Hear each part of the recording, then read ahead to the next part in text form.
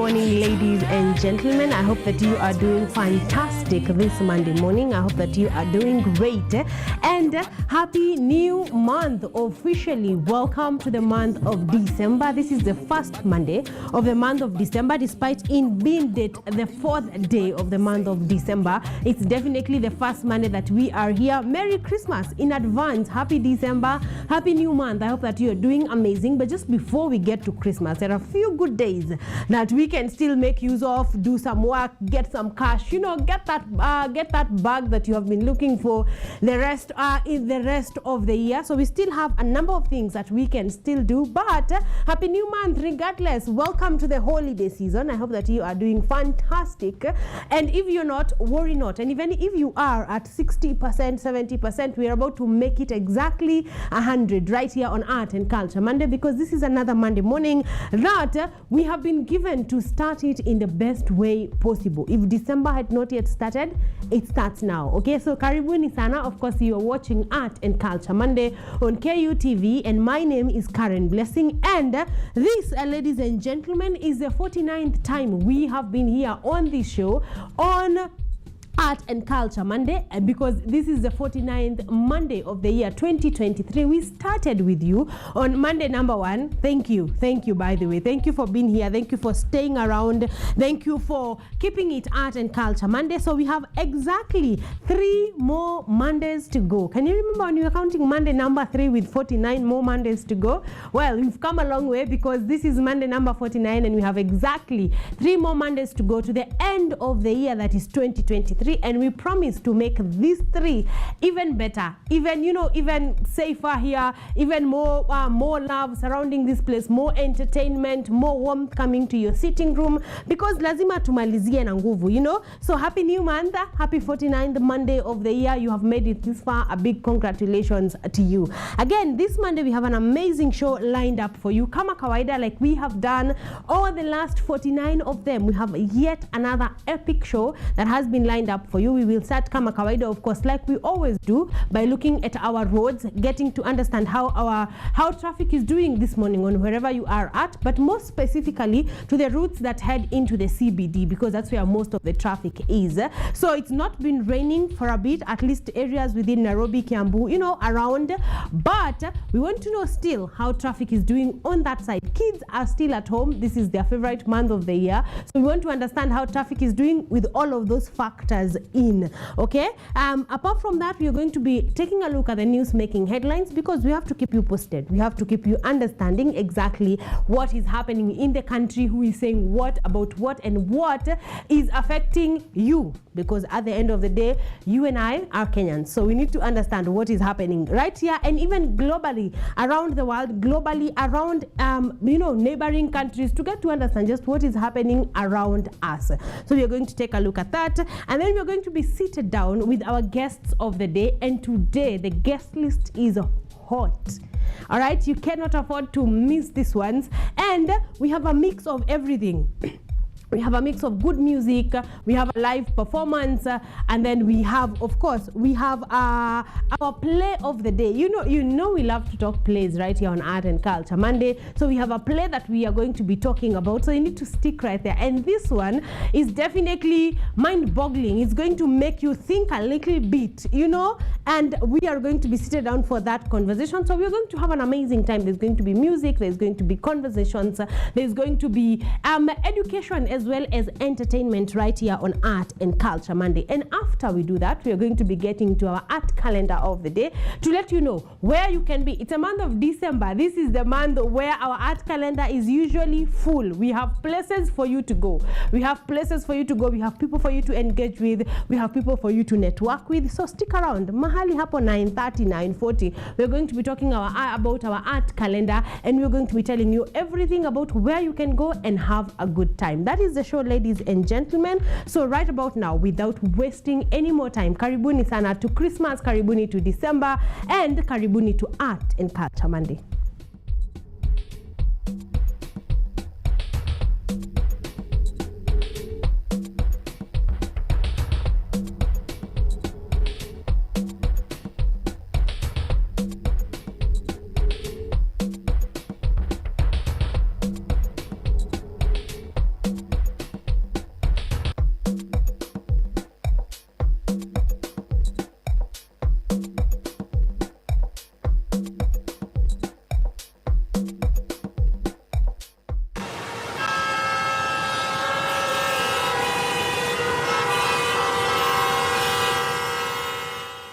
Welcome back, ladies and gentlemen. As promised, we want to take a look at our roads this morning and just get to understand exactly what is happening. If you're headed into the CBD using Waiyaki Way, you're going to be taking a while because there's a bit of traffic along Waiyaki Way as you head into the CBD. So please take note of that, all right? Someone else is saying Outer Ring. There is a bit of traffic along Outer Ring as you head into the CBD. So also, if you're using that route, you may be taking a while. Thika Road is not very bad this morning. There's a bit of traffic at Ngara as you head into, of course, the CBD. There's a little bit of traffic at Ngara, but actually this morning does not seem to be so bad according to about 16 minutes ago. So if you are along Thika Road, kindly give me more recent updates on exactly how that route is doing, but as of 16 minutes ago, it wasn't very bad. Traffic is at Ngara headed into the CBD, and that is actually pretty nice. Someone else is saying Mombasa Road is a standstill. We are not moving. So Mombasa Road also this morning, you may be taking a minute. So please organize yourselves in a manner that is going to allow you either to allow for the time in traffic or just wait it out and go to the CBD a bit later. Someone else is saying Kangunda Road this morning is no better. Tuna move but pole pole. So again, if you're along Kangunda Road, make some time, but you are at least Kangunda Road is moving a bit. Okay, yes. And finally, someone else is saying, let me get that, I had gotten it just a few minutes. Ngong Road, let's see, we are moving. Okay, Ngong Road is moving well this morning. So if you're using Ngong Road, you may not be having a hectic or morning this morning, but make time. Like we said, the only cure, the assured way to get to work or to get to the CBD on a weekday and early morning is to just get out of the house a bit early. Okay, get out of the house a bit early and you are going to have a fantastic time. You're going to get to town in about 15-20 minutes. Despite where you're coming from, whether you're coming from Waiyaki Way, Ngong Road, Mombasa Road, Thika Road, if you just make time, utoke like even 10 minutes earlier than you usually do, you're going to really appreciate yourself because you're going to be getting to town in time. I think that is about it, courtesy of Mathri Route on Twitter. But on X, oh, we moved. Yes, Mathri Route on X. But yes, that is all. If there is any other updates, if you're headed into the CBD, if you're watching us via our live links, take us with you and keep me updated on how traffic is doing on your side. But right about now, ladies and gentlemen, those are our updates. Matters traffic.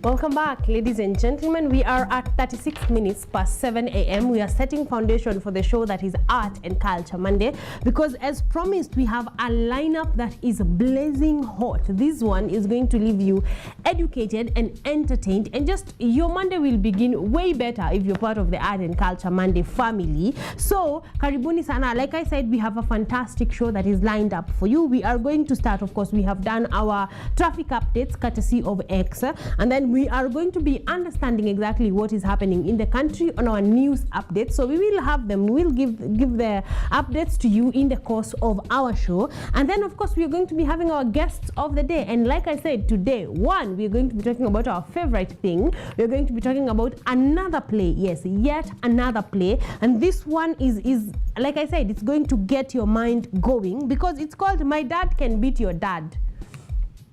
Yeah. that could go either way. It could be about anything really, okay, about dads, but anything. But yeah, it's called My Dad Can Beat Your Dad. And I think that is a very common phrase from our childhood. We are going to be, disseminating it and exactly understanding where did this phrase come from? Why would we say that? Because I can remember saying that a lot, by the way. That used to happen. So we are going to be having that conversation around My Dad Can Beat Your Dad. And that conversation actually is all about good and bad parenting. Yes, we are going to distinguish, we are going to disseminate, we are going to understand exactly what is the definition of good parenting and what is the definition of bad parenting, and then also what makes a parent a good parent or a bad parent. So it's a conversation you don't miss. And then after that, of course, we're going to be getting you tickets to go watch Good My Dad Can Beat Your Dad, so that you can get an even better view into the conversation that we're going to have here. When we move from there, we're going to be talking about the Vibe 254. And this is an acoustic live music event, so we are going to be talking about that at length to understand exactly what do they do, what inspired them to start, what is this acoustic live music event all about, who will be there, who will be performing. So like I said, today is really, really packed, so stick around for those two conversations in the course of the show, and you're going to be having a fantastic time. When we move on from there, we want to start on our Did You Know segment, because like I said, this is the most interactive section of the show. You are to tell me, what you think, what your thoughts are about this specific Did You Know segment. And today, if you can remember, last Monday but one, we started a Did You Know segment on the lady Wangari Maathai, and we looked through her childhood. Where was she born? Where did she grow up? Where did she go to school? And we actually finished that Did You Know segment with her coming back to Kenya and the beginning of her career. If you do not remember that one, we may probably be rerunning it for you to just understand the basics of where we have come from. But Wangari Maathai definitely has a huge, list of things, a list of accomplishments, list of things that she did, she put together.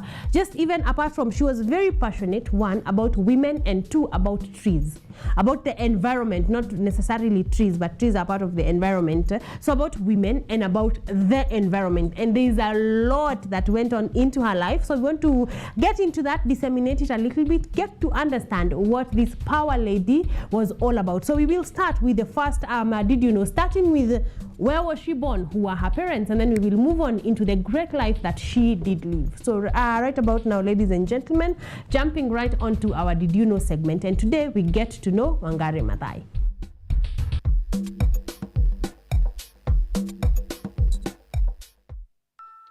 Did you know Wangari Maathai was not only a green queen, but also a legendary pace setter in every single thing she ventured in?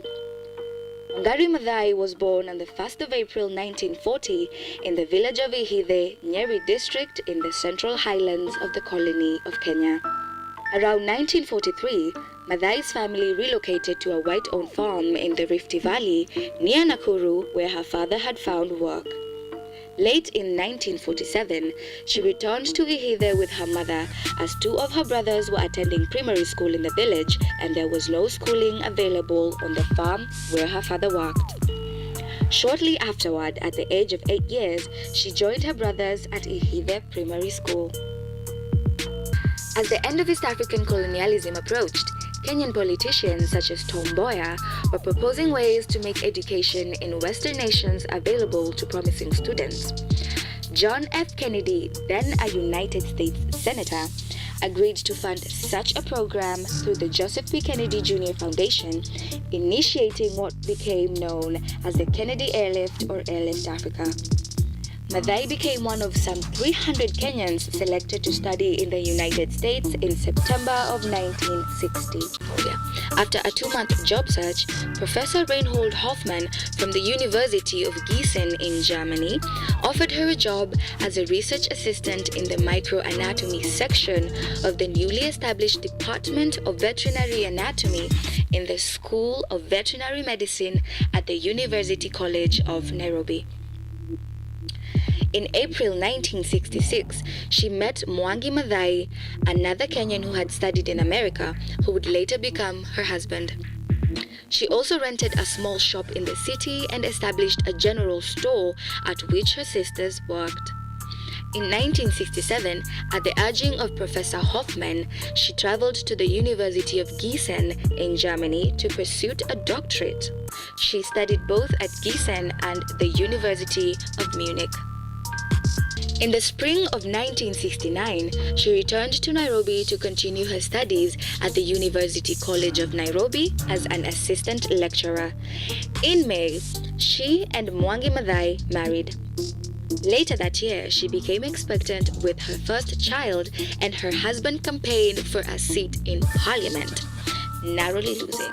Upon returning to Kenya, Maathai dropped her phone name, preferring to be known by her birth name, Wangari Muta. She arrived at the university to start her new job.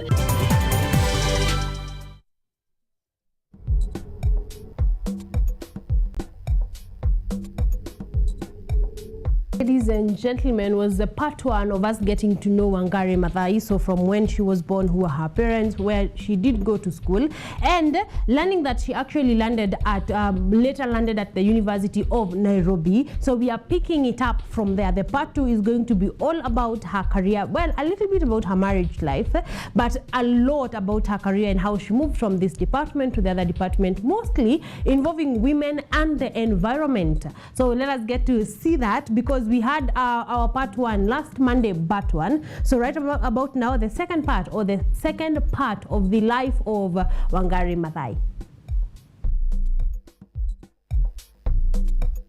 You know a twinge of Maathai's background from our previous episode, but did you know Wangari Maathai continued to teach at Nairobi, becoming a senior lecturer in anatomy in 1975, chair of the Department of Veterinary Anatomy in 1976, and associate professor in 1977, becoming the first woman in Nairobi appointed to any of these positions? Now you might think that's it, but I suggest a seat because that's just the tip.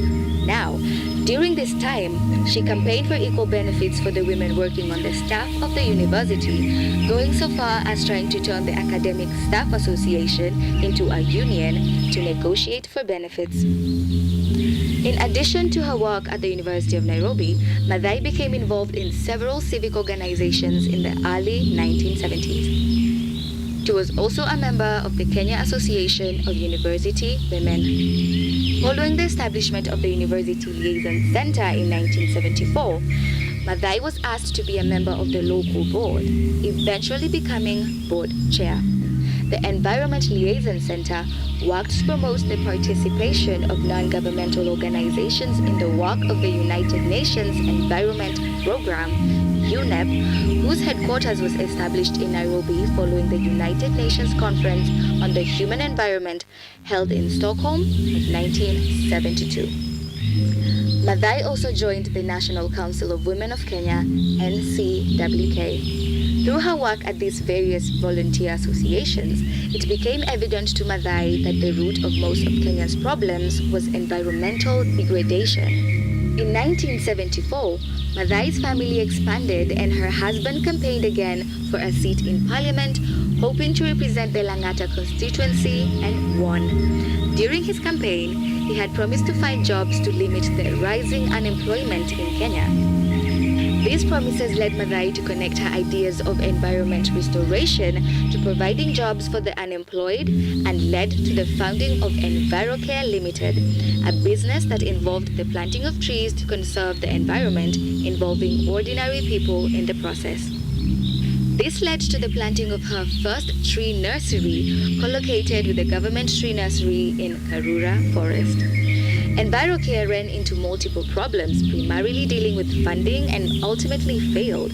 However, through conversations concerning EnviroCare and her work at the Environment Liaison Center, UNEP made it possible to send Maathai to the first UN conference on human settlements, known as Habitat 1, in June 1976. In 1977, Maathai spoke to the NCWK concerning her attendance at Habitat 1. She proposed further tree planting, which the council supported. On June 5th of 1977, marking World Environment Day, the NCWK marched in a procession from Kenyatta International Conference Center in downtown Nairobi to Kamkunji Park on the outskirts of the city, where they planted 7 trees in honor of historical community leaders. This was the first event of the Greenbelt movement. Maathai encouraged the women of Kenya to plant tree nurseries throughout the country, searching nearby forests for seeds to grow trees native to the area. She agreed to pay the women a small stipend fee for each seedling, which was later planted elsewhere. In her 2010 book, Replenishing the Earth, Spiritual Values for Healing Ourselves and the World, she explicitly engages with religious traditions, including the indigenous Kikuyu religion and Christianity, mobilizing them as resources for environmental thinking and activism. When Maathai was in high school, she converted to Catholicism and was involved with the Legion of Mary, whose members attempted to serve God by serving fellow human beings. This shielded her from the then ongoing Mau Mau rebellion. Maathai and her husband Mwangi Maathai separated in 1977. After a lengthy separation, Mwangi filed for divorce in 1979. He was said to have believed that Wangari was quote-unquote too strong-minded for a woman and that he was quote-unquote unable to control her. In addition to naming her as cruel in court findings, he publicly accused her of adultery with another member of parliament, which in turn was thought to be the cause of his high blood pressure, and the judge ruled in Mwangi's favor. Shortly after the trial, in an interview with Viva magazine, Maathai referred to the judge as either incompetent or corrupt. The interview later led the judge to charge Maathai with contempt of court. She was found guilty and sentenced to 6 months in jail. After 3 days in Lang'ata Women's Prison in Nairobi, her lawyer formulated a statement that the court found sufficient for her release. Shortly after the divorce, her former husband sent a letter via his lawyer demanding that Maathai drop his surname. Maathai chose to iconically add an extra A to the name instead of changing it. In 1979, Maathai ran for the position of chairperson of the NCWK. She lost this election by 3 votes, but was chosen to be the vice chairman of the organization. The following year, Maathai again ran for chairmanship and again was opposed, she believes, by the government. When it became apparent that Maathai was going to win the election, Maendeleo ya Wanawake, a member organization which represented a majority of Kenya's rural women and whose leader was close to the then President Arap Moi, withdrew from the NCWK. Maathai was then elected chairman unopposed. However, Maendeleo ya Wanawake came to receive a majority of the financial support for women's programs in the country, and NCWK was left virtually bankrupt. Future funding was more difficult to come by, but the NCWK survived by increasing its focus on the environment and making its presence and work known. Maathai continued to be re-elected to serve as the chairman of the organization every year until she retired from the position in 1987. She lost the elections by 3 votes, but was overwhelmingly I'm going out. I'm going.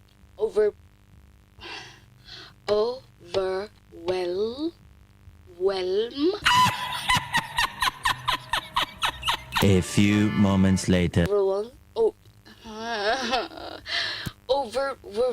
Overwhelmingly. You cannot be in university and not know how to say overwhelmingly. Stop it. Get some help. Overwhelming.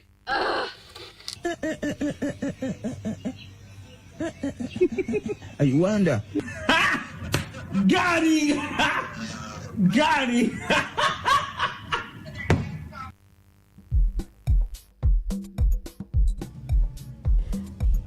Well, on that overwhelming note, we are going to pick it up from there. But That is essentially the career and marriage life of Wangari Maathai, and it was a pretty full one. It was definitely had a few challenges here and there, as life should be, but she managed to leave a mark. You know, I'd like to just know, when we say Wangari Maathai, when we mention the name Wangari Maathai, what comes to mind? What impact about everything that we have talked about, from her being a lecturer all the way to an activist fighting for the rights of women, for the rights of the environment? What comes to mind? What comes to mind when you hear the name Wangari Maathai? And definitely we can see that it was not a journey just full of roses, you know, gleam and glamour here and there. It also had its own challenges, and I hope that now you're getting to know better. We are moving. The reason for this, did you know, is actually to move you from thinking that Wangari Maathai was just sorry for the trees, okay, to something more. To something actually, because she did do a lot of work. I have not had another woman have such a huge career, you know, just a huge career life, moving from government to non-government organizations, you know, making shifts everywhere that she goes, creating movements everywhere that she is at. So from our Did You Know segment, what did you know that you did not know about Wangari Maathai, and what comes to mind when you just hear the name Wangari Maathai? Definitely that's something we can sit here and talk about, but I am waiting for your comments. I'm waiting for you to tell me what your thoughts are on this. But after that, as in the course of that discussion, we want to have our first lounge, ladies and gentlemen. We are going to be starting with the conversation, My Dad Can Beat Your Dad. That is a play. We are going to know the when, the where, the tickets, what it is about. So stick around for that one. But right about now, at 53 minutes past 7 a.m., we want to take our first break. When we come back, we are diving right into our lounge number one.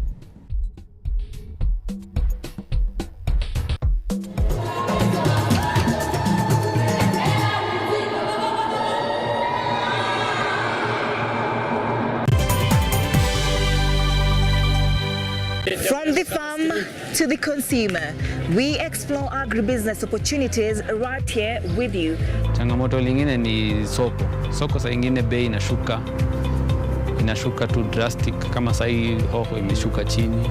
On Money Monday, we explore business stories and then get business professionals as reference points for analyzing investment opportunities. Last year, the economy grew by 4.8%, and which is really an indication of the resilience of the economy. If we don't grow the economy, then we cannot have economic transformation. We shall bring you up to speed with everything taking center stage in the business world and the state of the nation. Join me, Ann Odida, every Sunday and Monday for captivating, entertaining, and informative stories at 9 p.m.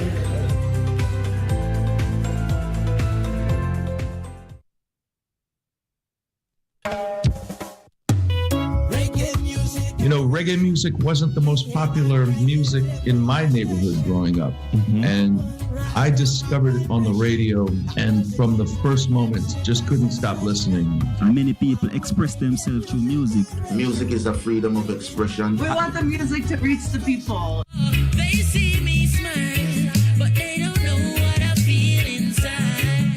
Traffic on I bring from the beginning. I gave you my heart right from the start. Don't break it, Maria. I gave you my heart right from the start. Don't break it. Wanna believe you?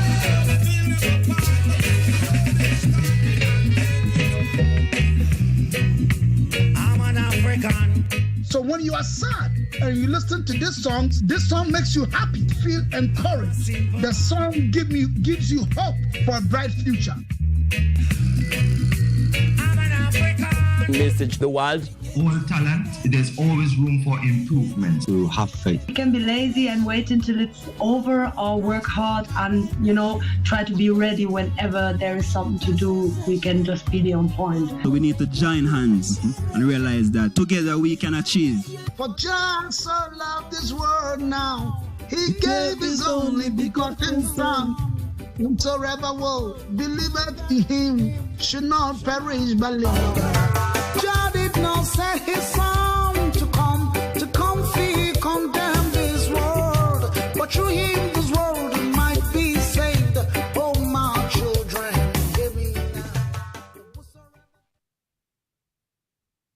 Technology, science, innovation, ICT and research. These are the ingredients upon which the solutions to the 21st century problems are founded. In a world that is rapidly changing, it's all hands on deck to ensure a balance in all fields of life.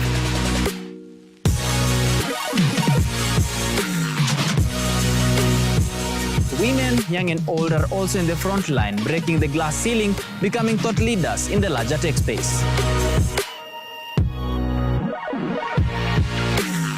Not forgetting other societies marginalized. And when the tech Avengers come together, we inch closer to a much safer, efficient, and sustainable world. What we view as a norm in today's advanced world was just an idea, and for nostalgic reasons, we trace back to the iconic days to bring you the Retro Tech. On Tech Innovation Show, we encapsulate all the pillars of the fourth industrial revolution, decoded in a language, all for one for all. Every Monday at 8:30 as we push the mantra, keep learning something new each and every day. Only on KUTV, a new experience.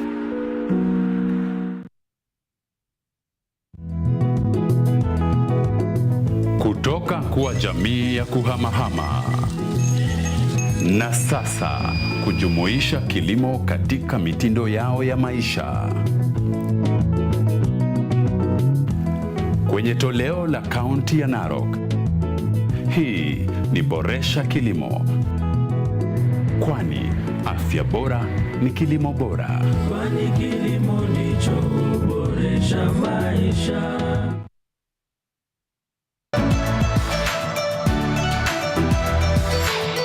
So my name is Jakub Petri. I'm Associate Professor in the Institute of Philosophy of Jagiellonian University in Krakow, Poland. And I'm the main coordinator of the CAFE project, which is being here hosted by Kenyatta University. My name is Ewa Hudoba. I am a project manager in this consortium. Keep watching cutting-edge research at Kenyatta University Television.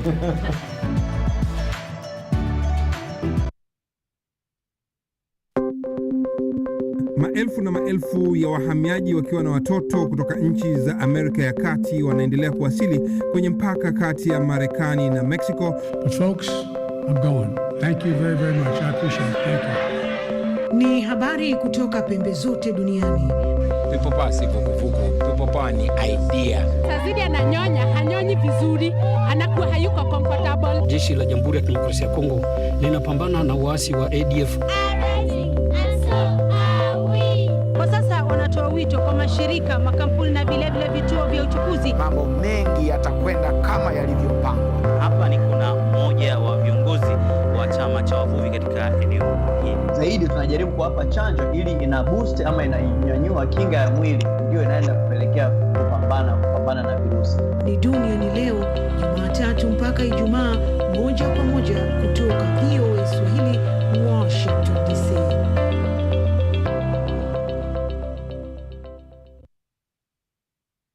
Are you an aspiring media practitioner, a graduate, or you just want to advance your skills in television production? Then welcome to Kenyatta University, where education meets innovation. KUTV, the premier university television station in Kenya, is now offering short courses in TV studio, field technical operations, and video editing. Through these courses, you will acquire hands-on skills on camera operations, media production, lighting techniques, audio-visual editing, and sound and visual control, and how to operate key equipment in modern TV control room. Enroll today at KUTV and discover your full potential in cutting-edge TV broadcasting. Graduates of these courses will receive professional certificates. For more information, visit our offices at KUTV Studios or call us on 020-870-4252 or 020-870-4255 or SMS us on 0739-110-544. KUTV, a new experience.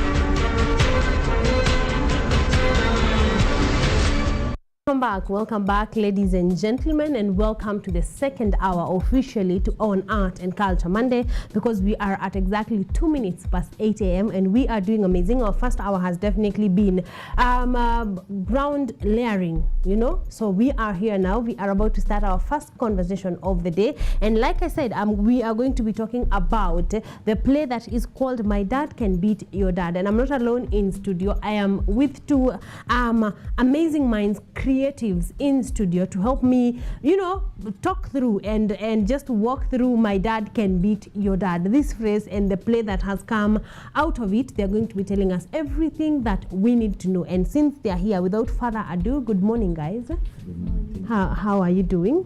Very fine. Uko salama? I want you guys to say hello to our people at home on this camera. Just say hello to ambieni nyinyi ni nani, mnafanya nini. Oh, yes. Good morning, viewers. My name is Zakayo Diambo. Yes, Zakayo. But those that know me well know me as Zak. Yes. Zak is an actor and an events MC. Mm-hmm. Yeah. Pleasure. Thank you, Zak, for being here. Asante. Yes.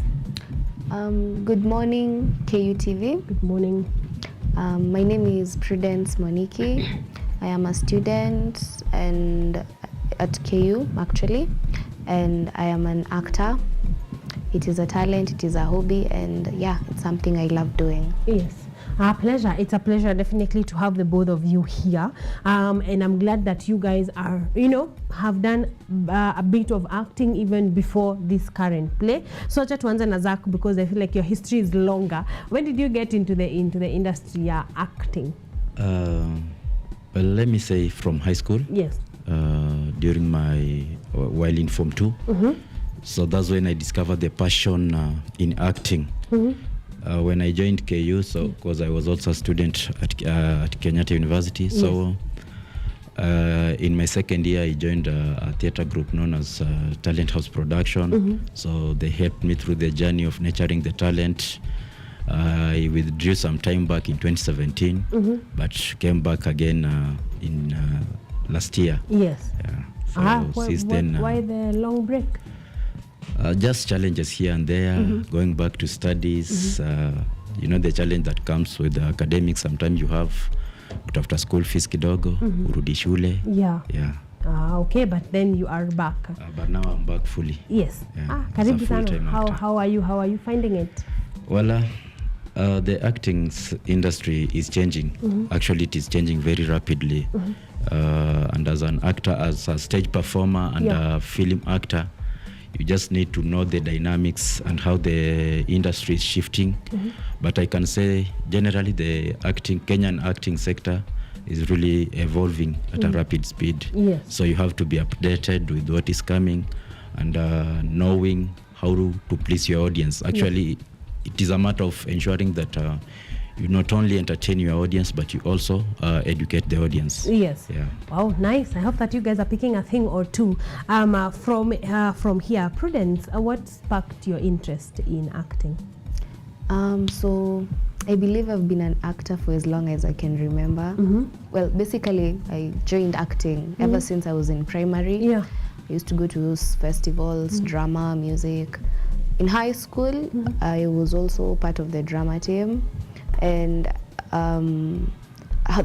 that is how I started realizing, well, maybe I can act. Yeah. So immediately after high school, fortunately, our church engages us in some youth events. Mm-hmm. What is your church? St. Peter Kwehota, Catholic Church. Yeah. So we normally, the Catholic Church has a lot of drama and music festivals that basically is all about bringing the youth together and, you know, helping them do something that will help them grow. Yeah. So through that, I have been able to act also in the different plays we have been performing. And I feel like that is basically how I've gotten to nurture my talent. Exactly. And yeah. So in the course of just have been in different plays. Zak, how many other plays have you been in before this current one? Before this one, this year I have done one play. The one that was produced by Derek Wasa, Young, Rich and Famous. It was staged at Kenya National Theatre. And last year I was just doing a bit of directing because I also direct plays. Yes. Yeah, but in terms of performance, this will be my second stage performance. Yes. After the one that I did at Kenya National Theatre. Exactly. Nice, perfect. I think you are picking up the pace because I know 2024 is going to be, plays after plays after plays. Yes. So then let's talk about the heart of our conversation, which is My Dad Can Beat Your Dad. First and foremost, I want to ask that title, like who came up with it? Is it a script writer, money director, money producer? Prudence. I believe it was a joint thing. So we came up with the title, and it was basically all of us who came up with the title. The entire cast team. Of course, definitely our producer helped us to come up with the title, but Okay. So you sat. There was a script with no title, or what happened exactly? Okay, so there was a script. The initial title, we decided it didn't bring the full meaning to the play. Okay. Yeah, so we wanted a title that really brought out the full meaning, and so we decided on that title. Yes. And I think all of you who are seated there are brilliant minds, because this one is definitely calling, like you want to see, like I said, this is a very common phrase from our childhood, at least. Well, baba yangu anaweza piga baba yako vibaya sana. Like it used to be such a flex, sort of, So I am very intrigued by this, by the topic, by the heading, by the title of the play. When I look at it, I'm like, okay, I think that's something I would want to watch. What is the story in My Dad Can Beat Your Dad? Synopsis, just kidogo too. What is it exactly about, Zach? Well, we live in a very dynamic society today. Yes. And sometimes as children, we fail to understand the sacrifices that our parents make for us. Yes. So My Dad Can Beat Your Dad is about the dynamics of parenting. You get there's a family. In one family, you get, even though the parent is struggling so much, but you get the children in that particular family feel maybe my dad is not doing enough to meet our needs. And in the other family, maybe the parent is providing, but there's something that children are missing. You might, as a parent, you might think that gifting your children, kuwapeleka out, giving them a lavish lifestyle makes them happy. But there's an aspect that presence as a parent is very crucial. So the conflicting parenting views in families today is what brings out the title. So it's not like physical fighting. Yes. It's just the different angles that parents take to nurture their children. Yes. Inapatia mtoto confidence fulani, nasema personally I believe in my parents. They can be better than your parents. So it's not the muscle, the beating is not necessarily physical like ngumi hapa, but it's in the way the kid is brought up. Yes, I think that is definitely something. That is definitely like that is definitely what we want to say, like what every kid wants to say. That statement, every kid wants to own it. To be proud of the parent. Exactly, to be proud of the parent and of what they are doing and of the job they are doing in their, not very high understanding. They want to feel secure in their parents. So I think this is a play to be watched by everyone, really.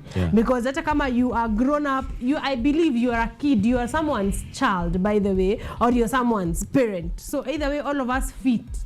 Either you are a kid to someone, or you're a parent to someone, or you are a kid and a parent to someone. So this one is calling your name. This one is definitely calling you to come and watch, because you are going to benefit from the perspective that is going to be given from this play. So like Zach has said, we come from a dynamic community. What was the inspiration? Like, why did you guys choose this play and not any other? Like, what inspired you to talk about good and bad parenting?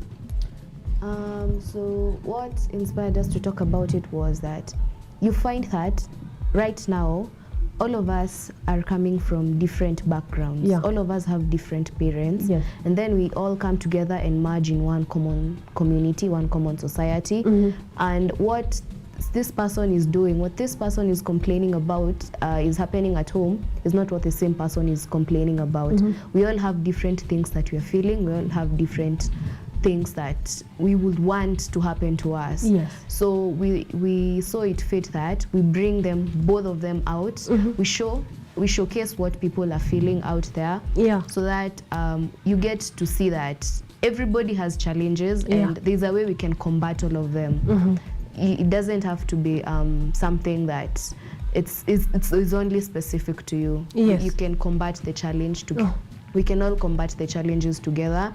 And in a way, also parents will get to learn. I mean, if they come and watch us, they will get to learn that, you know what, I'm doing this and this, and maybe I can try and improve and do this and that for my child. Yes. Or you, as if you don't have a child, you can realize, okay, I can do this for my child and they won't like it. How about I do this instead? Exactly. They will be proud. Yes. Yeah. I think this is you know, saying that we are different but the same. Like, you know, like the challenges that we are facing, they are unique to the people, they are unique to the setup, but as in terms of family, in terms of mom and dad, they are pretty much the same. So you will come and you will pick up a lesson or two and even go home and be able to implement that, because like we have talked about, saying you're a good parent or a bad parent is a very blanket phrase. Yeah, so you come to the play and you get to understand, okay, yeah, maybe this is what kids think when we do this, and see the interpretation from the perspective of a kid, because this is my dad can beat your dad, so it's the perspective of a kid to the parents and how they are doing their parenting. I think this one is just saying, come watch, you know. Before we go on, you guys had prepared an enactment of some scene that is going on, a dialogue that is in the play. There are several dialogues. Yes. So the play also has the aspect of career life. So we get on the main characters of this play are both from the military, and so you get this one parent. He has carried the military culture from the camp to the house. And the other parent is a soft parent towards the kids. So that is basically everything about. So there are other aspects, like because parents have careers, some parents are studying. There's a lot of things that go on. And sometimes these careers affect parents, how they even relate with their kids and how they at home. relate and raise their kids. What roles are you guys playing in the play? Zach acts as David, one of the dads from the military. So this is a very conservative dad, very strict, especially to the boy child, but soft towards the daughter. And he believes his son should be exactly like him, in terms of discipline and how the boy carries out himself in the society. The boy must reflect his image as the father. And while the other antagonist is, although he was also in the military, but he's a very soft dad, bringing up a daughter as a single father. So he tends to be very soft towards the daughter. So Zach will be David, one of the parents. Played by you. Perfect. Prudence, what role are you playing? Prudence acts as a lawyer. So basically, she strongly believes in following the law. She strongly believes that breaking the law it is not okay. You should follow the law. And she also believes that however much you have broken the law, you can still find a way. We can still find a way to forgive you. She is strict, but also very merciful, and she understands that one or two times something goes bad, but she stands firmly in the law. Yes. Wow, I like that role. So is can we get like a small snippet of something that's going to go on the play as you are seated? Come and watch us at the play. Come and watch us. I believe you should come and watch us. Mambo ni mazuri. Hamtaki kama Kenya mapema.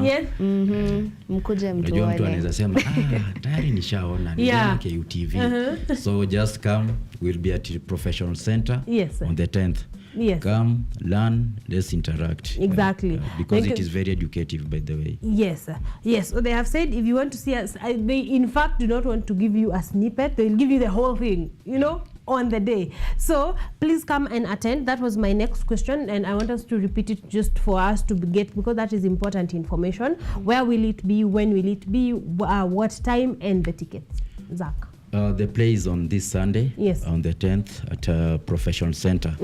Kwa wale wenye wajui Professional Center iko, yes, State House Road. Yes. Ukiwatu hapo State House Road, it is there. The show is at 6, from 6 to 8. And but it will start early because we have other performances. For the music lovers, we will have a live band also performing to entertain our guests and our audience before the play starts. Yes. So the tickets are available on Tico Hub. We have regular. We also have student tickets going for 600 shillings. Then we have individual tickets going for 1,000 shillings. Then we have a group ticket for 2,000 shillings. Yes. So ukiingia tu pale Tico Hub, kuna section ya kuingiza ya enter show. Yeah. When you enter the show, my dad can beat your dad. All the categories of the tickets zitakuja hapo, so you choose the one that you whichever feel is appropriate for you. For you, yeah. Yes, okay. There's something that Zach has mentioned that I want you, Prudence, to expound on a bit. You said there is going to be other performances. So just apart from the heart of the play, what else? What other activities will be around the event?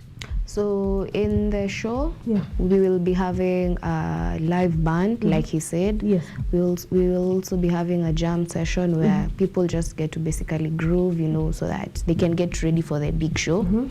And we will also be having a few solo performances here and there. So come and watch us, get ready. Yeah, come prepared to watch us, Yes. So this is packed, actually. You're not just going seated to the play. You start with entertainment. Like they have said, there's a live band right there. There will be a jam session. Then there will be some solo performances. So, pre-entertainment before the main entertainment, which I think is a really, really cool idea, because there's not a lot of that goes on. It's you go for the play, you have an amazing time, mnatoka. So this one is a play plus, play plus something nice. So this is even urging you more to come get your tickets and actually get to show up at 6 p.m. this coming Sunday at 6 p.m. at the Professional Center, at the Professional Center along State House Road. So this is calling your name, Parliament Road. So this is telling you, this is calling you to actually come and watch. Finally, as we close, there is we have talked about the place and where it will be. Are kids allowed? Yes, kids are allowed. That is why we even have a family package. The tickets, we have a family package that is going for 2,500 bob. That is you, your children, your partner if you have one. Yeah, you come and watch. So it is for everyone. It's it's for everybody can come and learn something. Yes. What do you want for someone who will attend, someone who will be there, Prudence? What do you want them to take home from the play? The goal is, first of all, come, get entertained, have a good time, relax from the busy week, and finally unwind as you prepare for Monday when you're going to work or when you're going to school. And we also want you to learn a thing or two about parenting. Yes. We want you to know what is parenting. We want you to leave the place asking yourself, am I a good parent? Do I critique the necessary things that I should in my child? Do I show them the right things that I should? Am I there for them? Or do I just, provide material things? Or is material things enough for me as a parent to give that to my child?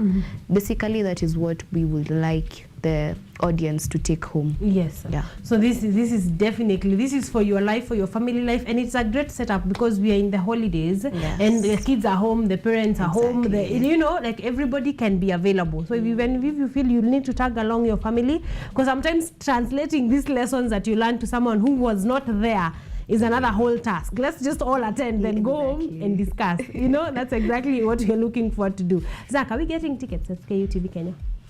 Yeah, we have complimentary tickets. Yes. And as our host for these privileges, I think we can organize something. We can organize something. Okay, so they are goodies. So stick around, we will figure out a way on how to get you tickets. Zach, your perception as a man, because I know there are many men that are going to be attending this show, what do you want a man to take home? Well, sometimes men, we tend to be strict when it comes to parenting, but it reaches a point you have to compromise for the sake of your family. And at times the society never notices the sacrifices that men make, especially today. Where we praise women. It is unfortunate that Men's Day inakuanga imeshikanishwa na World's Toilet Day. But men make a lot of sacrifices, especially for the kids. But huwa hatutaki, sometimes watoto wako wakijua, oh, my dad made this sacrifice for me, they may not live as free spirits. So we only try to encourage that our kids live as free spirits without knowing that there's this burden that my dad made this sacrifice for me. So as a man, if you see that something can compromise your family, even if it is work, then you can compromise the work for the sake of your family. Okay, so because at the end of the day, your family matters the most. Exactly. So there's something to take home for everyone. I asked Zach because he's a man with me on set, but there's definitely something for the mom to take home, for the dad to take home, for the kids to take home, for everybody to take home from the play. I want to give you each 15 seconds. Just invite people personally to the show and just, wambie tu wakuje good things. I know you have said it, but just to invite them. Zach. To our viewers and Kenyan family, those who are watching us from home, I take this opportunity on behalf of CMG Media Production to invite you for our show on Sunday at Professional Center. It is a very good show. Being in the holidays, we want to educate our kids, and as parents, we want to learn one or two things. You can get our tickets from Tico Hub. All the packages are there. We hope to see you on Sunday very early. Yes, Santeni. thank you. Thank you so much. Prudence, before you invite people, I want you to give a shout out to the writer, director, producer. I know very many people apart from the two of you that are bringing this play to life.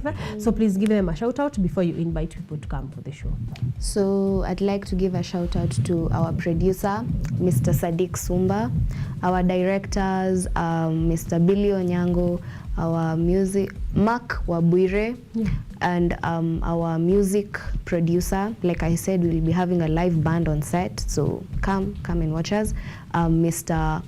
Super Producer, that is Christopher Osama. Yes. Those are basically the team that is helping bring this show into something magical, something beautiful. Yes. Okay, yes, a big up to all of you, because we understand this is more than a two-people job. So you guys are doing amazing. Just one more, I keep remembering, how was the rehearsal experience with cast and crew?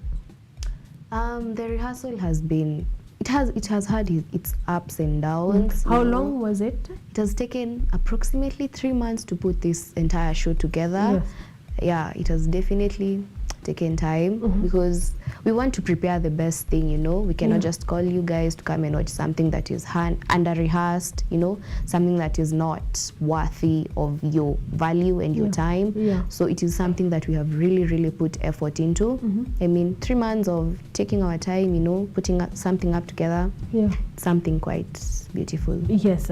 Zach, how was that experience, just rehearsing through the beginning to the end of the play until you're like, okay, this one is ready? One thing I love about the crew, the cast that we are using, is that they are passionate about what they are doing.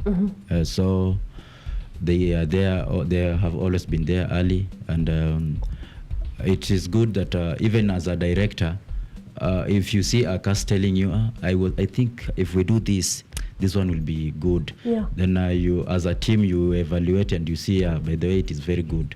One thing I love about this generation is that those that are talented and are passionate about it, they give their heart wholeheartedly towards what they are doing. Yes. So you felt like they gave their everything towards the play. They have given everything towards the play. Yes. That is also another thing. If they have given their all, we better now also come back and give them our all, so that they feel appreciated for it. Prudence, this is your chance to invite people as we close. Once again, hello KU TV viewers and basically everybody else. We are having a show on the 10th of December. That is at Professional Center along Parliament Road. We would like you to come and watch us. The show is called My Dad Can Beat Your Dad. I mean, isn't it a lovely name? You should come and watch us. So we have tickets going for on Tico Hub. We have tickets for students that is at 500 bob. We have an individual ticket that is at 1,000 bob, and we also have the family package that is at 2,500 bob. So come and watch us and come and learn a thing or two about parenting. Yes, exactly. So I think this is the one for all of us. So you'll be entertained and you'll get to take home some nice lessons. Ladies and gentlemen, that's where we put a pause to the interview, to our first launch of the day. That is My Dad Can Beat Your Dad, but not without a few comments because you guys are already online. Thank you very much. Richard Okenya is saying, good morning, Karen. Watching from Thika Road and disclosed location. Do we pin? Can we pin your location to this comment section, Okenya? But thank you. Thank you for tuning in. Engineer Francis Maina anasema, good morning, Karen. Watching the show from Ruiru. Waiting for the day's engagement. Okay, all right. Sijaelewa hiyo comment. Could you clarify? Kimbia tu hapo chini, tuambie tu. But the show is amazing, and that is engagement that you're talking about. I hope that you're having a fantastic time while watching. But that has been the conversation, ladies and gentlemen, on My Dad Can Beat Your Dad. And we have learned that this is not an actual fight, but it is a fight regardless of whether you are a good or a bad parent. So please come watch on the 10th of December. That is this Sunday, starting from 6 p.m. all right, at and the tickets are on Tico Hub. Ukiingia to Tico Hub, just look for My Dad Can Beat Your Dad, and you will have all the details there. Professional Center along Parliament Road is where it will be staged. So please show up, get your tickets, and have an amazing time. Ladies and gentlemen, we are taking a break here, but when we come back, we are going to be starting on our second launch of the day.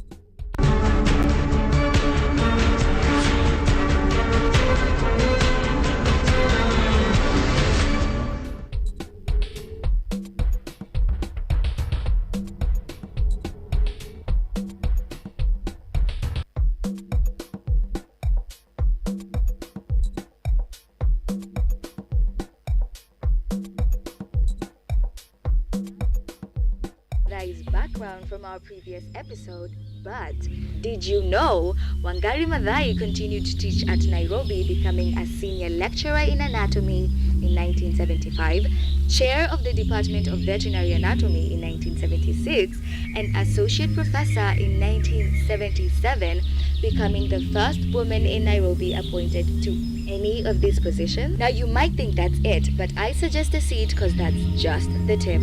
Now, during this time, she campaigned for equal benefits for the women working on the staff of the university, going so far as trying to turn the Academic Staff Association into a union to negotiate for benefits. In addition to her work at the University of Nairobi, Maathai became involved in several civic organizations in the early 1970s. She was also a member of the Kenya Association of University Women. Following the establishment of the University Liaison Center in 1974, Maathai was asked to be a member of the local board, eventually becoming board chair. The Environment Liaison Center worked to promote the participation of non-governmental organizations in the work of the United Nations Environment Program, UNEP, whose headquarters was established in Nairobi following the United Nations Conference on the Human Environment held in Stockholm in 1972. Maathai also joined the National Council of Women of Kenya, NCWK. Through her work at these various volunteer associations, it became evident to Maathai that the root of most of Kenya's problems was environmental degradation. In 1974, Maathai's family expanded and her husband campaigned again for a seat in parliament, hoping to represent the Lang'ata constituency, and won. During his campaign, he had promised to find jobs to limit the rising unemployment in Kenya. These promises led Madai to connect her ideas of environment restoration to providing jobs for the unemployed and led to the founding of EnviroCare Limited, a business that involved the planting of trees to conserve the environment, involving ordinary people in the process. This led to the planting of her first tree nursery, co-located with the government tree nursery in Karura Forest. EnviroCare ran into multiple problems, primarily dealing with funding, and ultimately failed. However, through conversations concerning EnviroCare and her work at the Environment Liaison Center, UNEP made it possible to send Madai to the first UN conference on human settlements known as Habitat 1 in June 1976. In 1977, Madai spoke to the NCWK concerning her attendance at Habitat 1. She proposed further tree planting, which the council supported. On June 5th of 1977, marking World Environment Day, the NCWK marched in a procession from Kenyatta International Conference Center in downtown Nairobi to Kamkunji Park on the outskirts of the city, where they planted 7 trees in honor of historical community leaders. This was the first event of the Green Belt movement. Madai encouraged the women of Kenya to plant tree nurseries throughout the country, searching nearby forests for seeds to grow trees native to the area. She agreed to pay the women a small stipend fee for each seedling, which was later planted elsewhere. In her 2010 book, Replenishing the Earth, Spiritual Values for Healing Ourselves and the World, she explicitly engages with religious traditions, including the indigenous Kikuyu religion and Christianity, mobilizing them as resources for environmental thinking and activism. When Madai was in high school, she converted to Catholicism and was involved with the Legion of Mary, whose members attempted to serve God by serving fellow human beings. This shielded her from the then ongoing Mau Mau rebellion. Madai and her husband Mwangi Maathai separated in 1977. After a lengthy separation, Mwangi filed for divorce in 1979. He was said to have believed that Wangari was quote-unquote too strong-minded for a woman and that he was quote-unquote unable to control her. In addition to naming her as cruel in court findings, he publicly accused her of adultery with another member of parliament, which in turn was thought to be the cause of his high blood pressure, and the judge ruled in Mwangi's favor.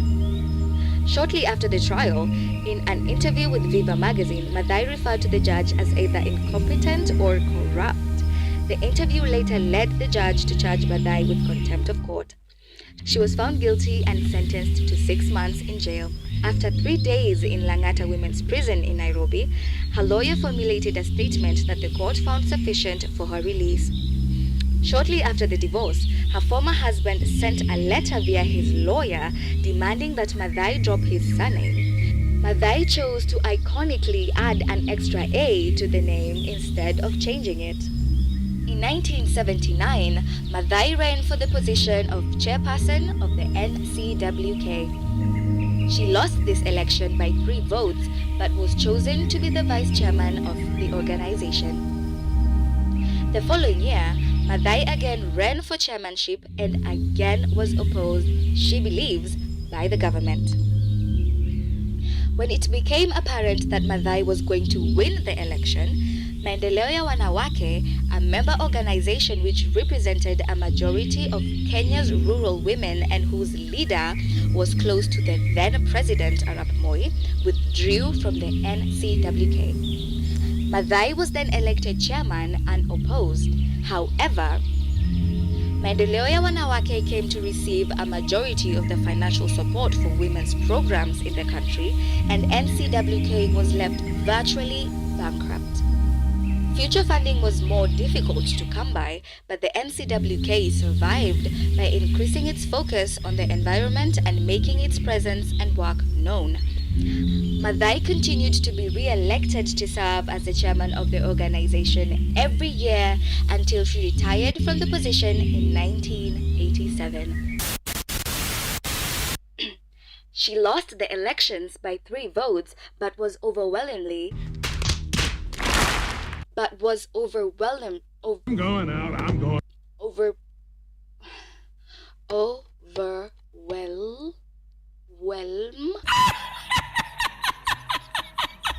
A few moments later. Overwhelmingly. You cannot be in university and not know how to say overwhelmingly. Stop it. Get some help. Overwhelming.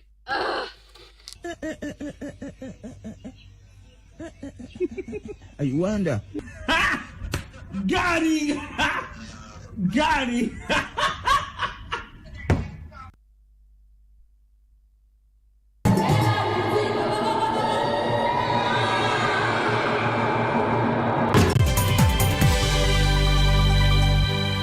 Focus on Health is a show that creates awareness on matters health and informs you on various diseases, their causes, treatment, prevention, coping, and support. So join me, Boari Michelle, every Thursday at 7:30 p.m. only on KUTV. You can also follow us on our social media platforms at KUTV Focus on Health on Facebook and also on YouTube, and Health Focus on Instagram, because your health is your wealth. Stay safe and stay healthy.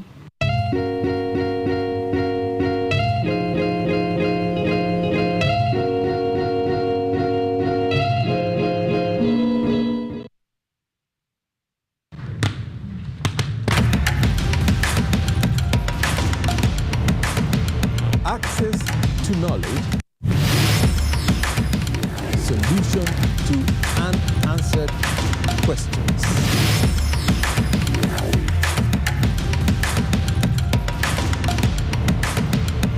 Guidelines to pursuing your rights and repossessing your property, intellectual or material. This and more, only on Law Matters.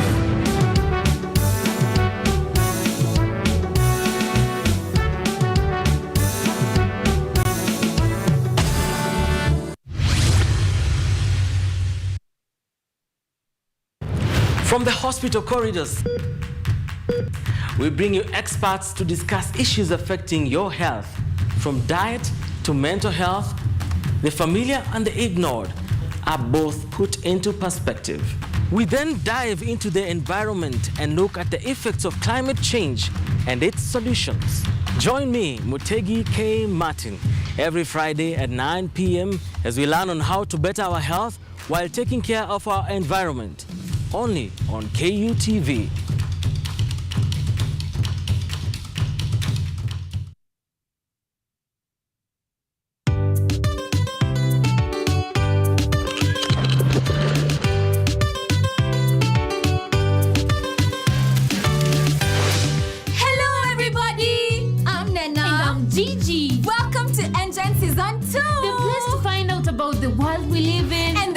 That we share our planet with. Join us on the most exciting adventures across the African continent. See breathtaking wildlife, stunning landscapes, and out of this world technologies. Meet incredible scientists and learn fantastic facts. Explore, discover, be amazed. Be part of the next generation of African change makers. Be a part of Engine, Africa's #1 science discovery program. Yay! Let's go! We're learning every day. Let's go! Engine leads the way.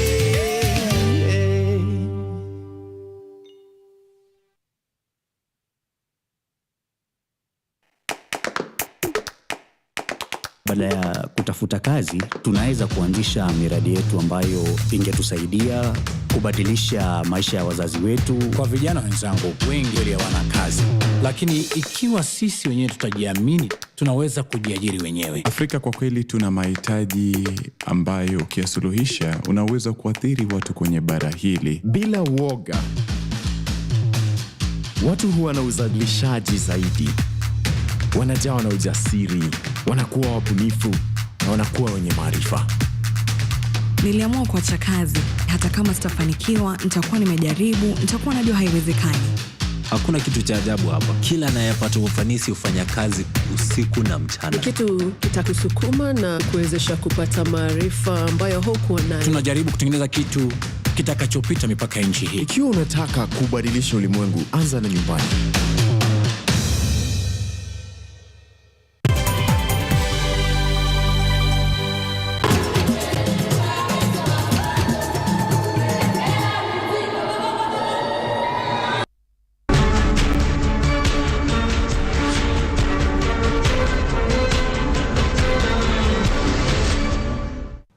Welcome back, ladies and gentlemen. We are at 42 minutes past 8 a.m. and we are doing amazing right here on Art and Culture Monday. We've just concluded on our conversation on the play My Dad Can Beat Your Dad, and we're going to be tagging it on our art calendar segment. So if you've missed it, worry not, okay? Because we're going to be bringing that to you in a few minutes. But we are here for the second launch, and before we do that, I want to get to a number of comments that are coming in, because Wasike Alan Wanyonyi in Sheka, Emperor Sheka is the wachana na hizi government names. Emperor Sheka anasema we must be seen, that is of course My Dad Can Beat Your Dad the play. Mtoto wa Mariam anasema show ni moto. Ed Lenz anasema good morning Karen, blessing, I am enjoying the biggest breakfast show Art and Culture Monday. Thank you so much Ed. Sanesh anasema good morning Karen, watching watching Okenya watch you from an undisclosed location. I know, you and I boo. Anasema loving the show. Thank you so much. Okenya, utuambie ama tupin hii location. You cannot be watching us from we don't know where. Ama makosa yetu ni kufikiri uko Kenya, because you know, pia we might be, you know, we don't know. But yeah, thank you for keeping me company. Keep commenting on Facebook, ladies and gentlemen. I'm going to be getting to them shortly, but I'm not alone in studio. Like I told you when we were beginning the show, we're going to be talking about an acoustic live music event. That is like Art and Culture Monday extended. You know, so we're going to be talking about the Vibe 254, and I'm not alone because the gentlemen, the brains behind the Vibe 254 are here with me. So they are going to tell us what is the Vibe 254, what do they do, and exactly the reason they are here this morning. So without wasting much time, let's get into it. Good morning, gentlemen. Good morning, Karen. How are you guys doing? I'm good. How are you? Yeah, I am good. Tuanzie hapa. Please tell us your name. Say hi to guys at home. Tambia wewe ni nani. Then we jump right into this lounge. My name is Kimathi Tevin. Yes, Kimathi. A co-founder and event producer at the Vibe 254. Perfect. Thank you very much. Short and sweet. Okay. Liking it. Yeah, watu wa nyumbani. Yes. What a fine morning. Twende sana. My name is Faiz Francis Ouma. Yes. I'm an artist who is a producer at the Vibe and also a co-founder at the Vibe 254. Yes. Yeah. So the Vibe 254 is basically your baby. Like you two are the founders. Basically. Yes. Yeah. So let me paint me this picture when the Vibe 254 was born. Like what happened? Were you guys producing music together, or were you at an event then you thought, we need to put this thing together? Like paint me the picture. Ama what happened? He's a soul creator. So, yes. I listen to a lot of indie alternative kind of music. So for the longest time, yes, I used to play music to my friends, to Kina Faiz, to one of our co-founders as well, Joy. Yes. Every time I'd play a song to them, hey bro, you ni noma, you ni nani, you ni noma, you ni nani. Yeah. So even when the Vibe came about, it was just me sharing my playlist with my friends. That's how, okay. Yes. Like, just started from that, and 2 years in, I'm 2 years in. Yes. Yeah. Wow. So it was basically just you have good taste in great music that your friends somehow, you know, also wakisikia we are enjoying this. Yeah. So now you shared the idea to Joy and Faiz. Yeah. Shared them with the team that we are working with. Everyone was, I think this is dope. Kenyan music is dope.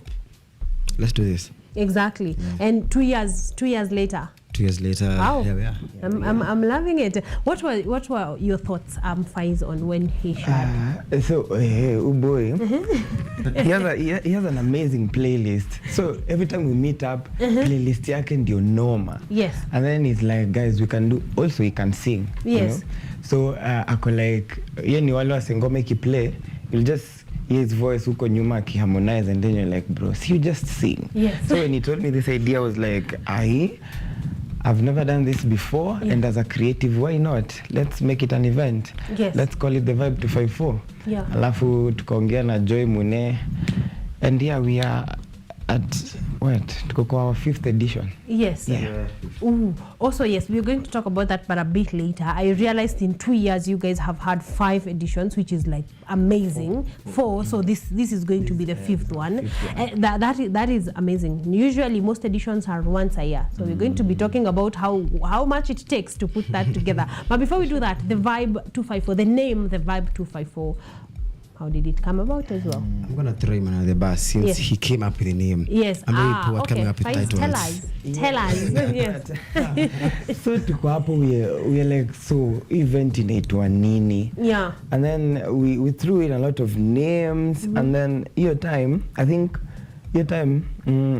watu walikuwa na flow na vibe. The word vibe ilikuwa na bamba. Yeah. And then I'm like, guys, the vibe, no, yes, no, tukadebate kidogo. Yeah. And then wakaongeza hiyo 254 since we are in Kenya. Exactly, since we are here. You know, why not?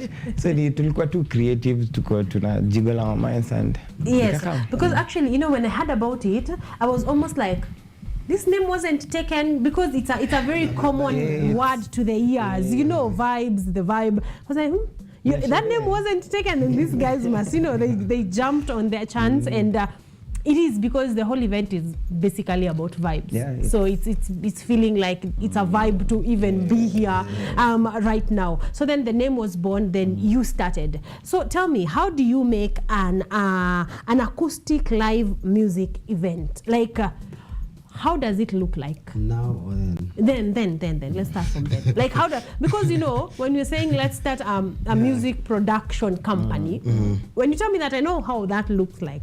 But a live music event, that's not a one time, you know, which is we are going to see Nani for one time, then to Rudy. But like an event that's going to be coming, we have different editions over and over. How do you draw that picture? Ama, has that picture come together in the course of the 2 years, Ama, you had it in the beginning?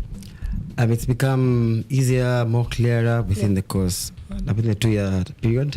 Yes. Because me, Faiz, even with the partners we started the vibe with, ground yetu ni ya cinema. Yes. Okay. Primarily, I make movies. That's what I do. Film, exactly. I'm into directing, producing. Yes. Actor. Multi-talented young man. I have seen Faiz. I have seen him on a couple. He's a familiar face. The familiar face. Yeah, this is. Yeah. So we all had a background in the film space, but we all loved music. True. So tukiingia kufanya even a very first edition, knowledge tuka nao ni ya cinema. Yeah. So we produced it as like it's like a film. It was supposed to be a documentary of an event. Wow. Okay. Yeah, then I think we. Yeah, because how you move from a documentary to a live music event is almost. I think it's because we. You know, the first time we did it, we didn't expect watu turn up. We're like, if you can get about 30 people. Yeah. Actually, I think 2 days to the event, we had sold 29 tickets. Yeah. So the idea was like, guys, hakuna just stage. Tunaweka katikati, sort of a bonfire. The artist is at the center. Yeah. We do the thing. Square event, we get to about 150 people. Yes. Tunashanga watu wametoka. Yeah, from 30 to 150. That's like 5 times whatever you had in mind. That's crazy. Kumbe tumekuwa most of our friends. Yeah. Pia wako na hiyo vibe. Yeah. Alafu they're so supportive. So guys, the vibe ni akina nani wana perform? Yeah. Ilikuwa we had Kinoti, African Vic and Yozo, which are all amazing artists who believed in our dream, the vision. But then exactly. Tukigambo, yeah, I think kuna gambo iliyota. Hata nyinyi mnajua you are gambling with whether this is going to work or not. The venue yetu ilikuwa inakaa poa sana. It's called Rustic Haven. Ilikuwa na the vision. Yes. So we didn't know how we're gonna bring this up until wase waka show up. Yeah. And kila mtu alikuwa na vibe yake. That is when we realized the vibe is actually bigger than us, because there's a lot of things in the vibe apart from music, like fashion, and then the vibe is about art. So our very first audience, when they came, most of the people expressed their art. Yes. So you can shape the second and the fourth mpaka the fifth edition yenye tunaenda kufanya. Exactly. So you had your first. When was this first event? When last year, 2022. So that was 2021. Did COVID happen? Yes. Was it during COVID time? So our very first event, to postpone. I remember we wanted to do it in, I think, June or August. Yeah. The first time. Then Mutai Kagwe did the thing. Tukasema damn, niko noma. Yeah. I think it took like a month later. Vitu zika ease down, nini. Then we announced a new date. Yes. The event was on a Sunday. On Friday, Otaikago announced a maximum of 100 people for venue.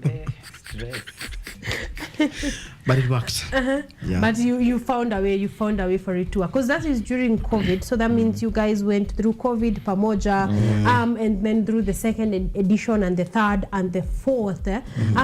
Like, do you feel like you guys have picked lessons from every edition that you have been to? From every edition, I think from the first edition, because I think it's a good thing that Atuku kuingia into it very blankly, because we had a background in film, so we knew we had like the nitty-gritties in film, and also different, but events connect to different, like I think we never knew, which we realized on the go. I remember the first edition, everything was going so well.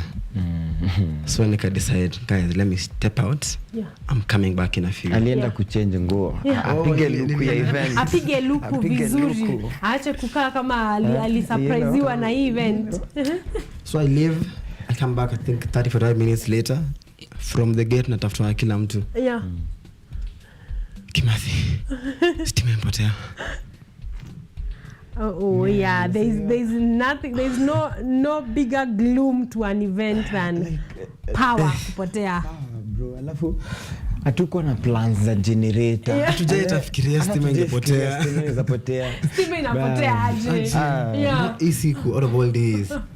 Hatujaitembea hivyo kukitafuta generator.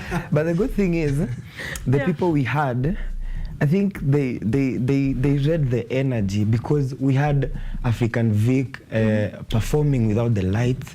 Watu tu wamekama hapo mbele yake, watu walikuwa na torch wanamulikia kinoti. That was the best moment kwa event. Tuko like, guys, hii kitu inaweza happen bila lights. So they were able to follow the vibe and give you time. Did you guys get a generator though? Yes, we did. Yes. After kila mtu anakuuliza wewe form, what's going on? Una realize kumbe na jump toka na generator kwa hiyo. We got a generator because event yetu ilikuwa Rongai. So kupiga tu masimu nini. We finally got a generator, alafu vibe ikaendelea. Yes. Now for that, from that experience, we always plan for now this backup. one definitely has a backup generator. You need. Nakosa mbona ikose? So that it's like from every edition I feel like there is always a lesson, because after every edition we sit down, do a postmortem on the event, what worked, what didn't work, what could we do better, then tunasonga. Yes, sir. Amazing. Faiz, what are your lessons? Tunaongea hapa na Kimathi a little bit mpaka akona trauma ya kurudi anapata hakuna lights. One of my biggest lesson imekuwa marketing. Because tukianza sasa, when tulikuwa tunagawa roles, I took the marketing. I thought I was famous. You're like, I'm famous, man. I can just post it online. But over time nimekam ku realize market is not about posting it online. You have to go to the ground, talk to people, do the groundwork. Mi ndo na event kilipa hapa ni nini. So from the first event, the second edition, kidogo numbers easily and chini, because we thought we can just post na tuendelee. Na mimi kama department ya marketing hapo niliumia kusema ukweli. You as a department. So especially for the third edition na the fifth one, the fourth one tuko na story hapo you know. So hizo zingine we've been on the ground, tumekuwa tukienda my events with our t-shirts, with our flyers, tuna approach watu one on one. So marketing tu ndio nimelana hapa, because I think ni kama niko na calling hapo kwa marketing. So I realized siku post tu, lazima niende kwa ground. That you can just post pale 1,000 likes on Instagram is not translating to 1,000 people kwa ground. So definitely that's something to pick up from there. I think this was a very nice way of taking the vibe as a block from where you've come from. I think you guys are learning the lessons and putting in the work and actually moving. Definitely. What is the story with the fourth edition? Now that this is the closest to the fifth, what happened? Nasikianga low blow. Tevin, unataka kuambia? Fourth edition, Yeah. So you prepared. We thought so. 4th edition. Yes. So at this point, my event was set for November. Yeah. Last year? Yes, November. Or actually the last weekend of October. Yes. I think the same period Oktoberfest ilikuwa inafanyika, if I'm not so wrong. Kwa nakumbuka tu kufanya event yetu, but sasa mimi nikaenda Oktoberfest. Yeah. Because Kenyan music is amazing.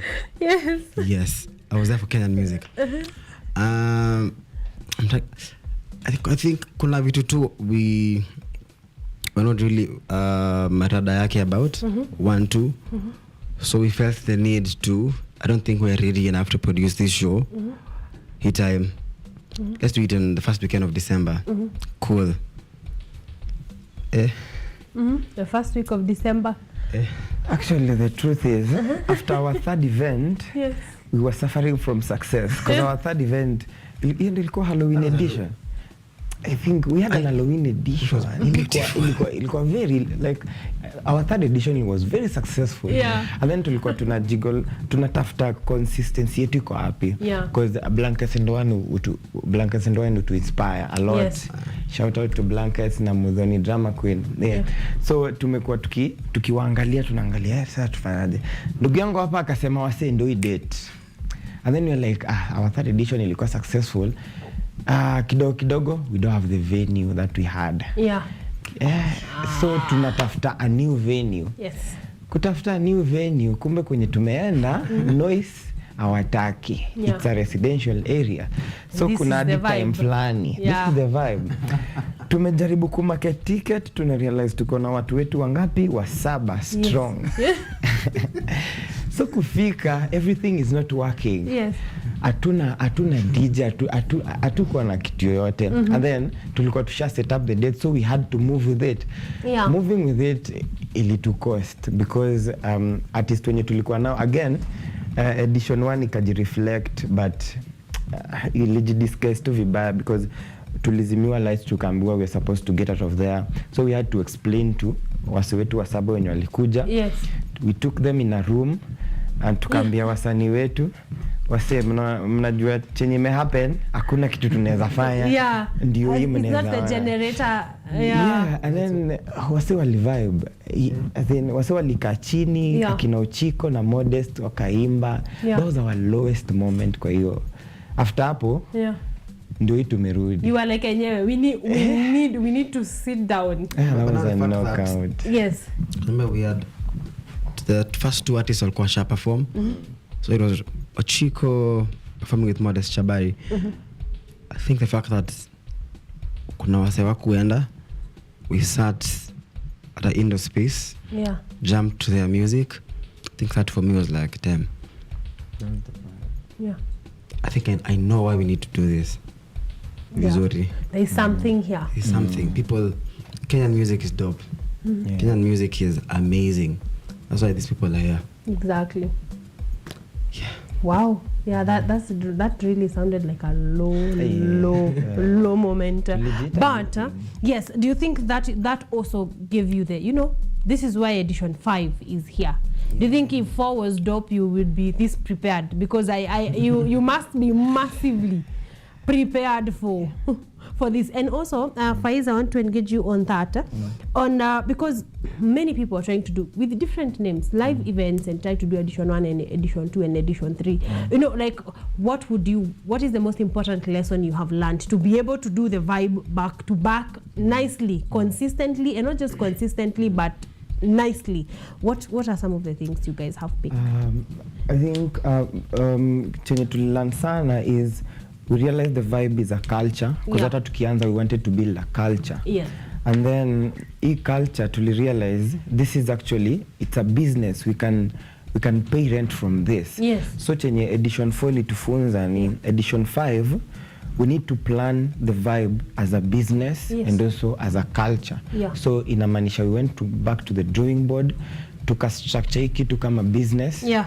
tuka invest our money in it, and then tuka call in the right people. Of course kuna wale wase our partners, kuna wale walitoka wakasema lazima mtuprovie mko serious, and then so fifth edition tukaita our comeback edition, because imetufunza kushow up for ourselves venye tulianguka hiyo time, alafu kushow up for this event because kitu ni future yetu, ni retirement plan yetu, because tuna 10 years to come. Utakuwa unaambiwa the vibe ina come, una book to ticket because we already have the culture, you know.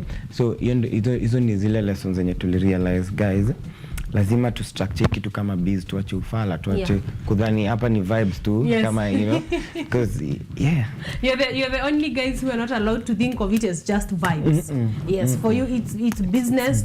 Yeah, in fact I am surprised that you survived to edition 4 without a business plan. You know, it's vibes oh, vibes and inshallah. And now I think a bit, just to add on that, the question you asked for. Yeah, I think it's important for artists to learn to separate the art from the business. Yeah. It took us time to realize that. Yeah. Because a lot of artists are so passionate about the art. You will do it for free. Yeah. You don't need to pay us nothing. Just come and have good vibes. I'm gonna be saying, don't pay me. Yeah. But once you start looking at it from a business perspective, the conversation changes. True. As a business, we know we need backup. Yes, you need the finances for that backup power. Like it's a whole ball game. Bitu zimechange. Like it's very, the conversation shifts from your engagement with artists, with your partners, with everyone. Because we have a team. Because when we do the event, we probably have engaged about 50 people. Yeah. Just from the crew side producing the event. Yeah. And you can't do that just because you love it. Yeah. Okay, you can. Just because Kenyan music is nice. It's not sustainable. Yeah, exactly. You'll have 1-2 nice editions here and there. That's all you're guaranteed. But when things begin to go south, then it becomes something. We have a very, I don't know whether it's a bad or a good habit at KUTV, at Art and Culture Monday, of hosting artists just before they blow up. So I'm glad that we are having this conversation, because I know you guys are going to blow up. And yes, and it is speaking to it. Like the conversation we're having now, you can already tell that edition 5 is going to be something different. It's going to be from a people who have a very different mindset. And you know, so I'm glad that we've had that conversation, that business conversation, because you're going to refer back to this edition 9. Mkisemanga venye, hey, edition 4 kulikuwa, you know, from edition 5 things started looking up. So let's get to now the event itself. What is edition 5 going to be all about? Faiz has told us it's the comeback edition. So let's start from there. What will it involve? What activities will be there? So primarily, even with the goal of the Vibe 254, so the Vibe is an acoustic music event. It's an evening. It's more of an evening concert. Yes. For people who just love chill vibes, mellow vibes, the Vibe 254 is the place to be. Exactly. So it's a place where Kenyan music meets other forms of art.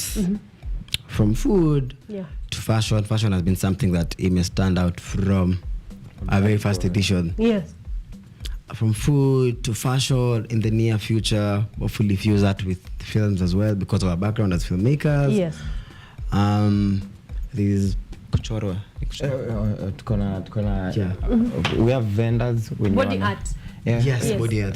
Tattoo. Yes. Tuko na games. Yani tuko na mayai pasua hapo. Kula smoky.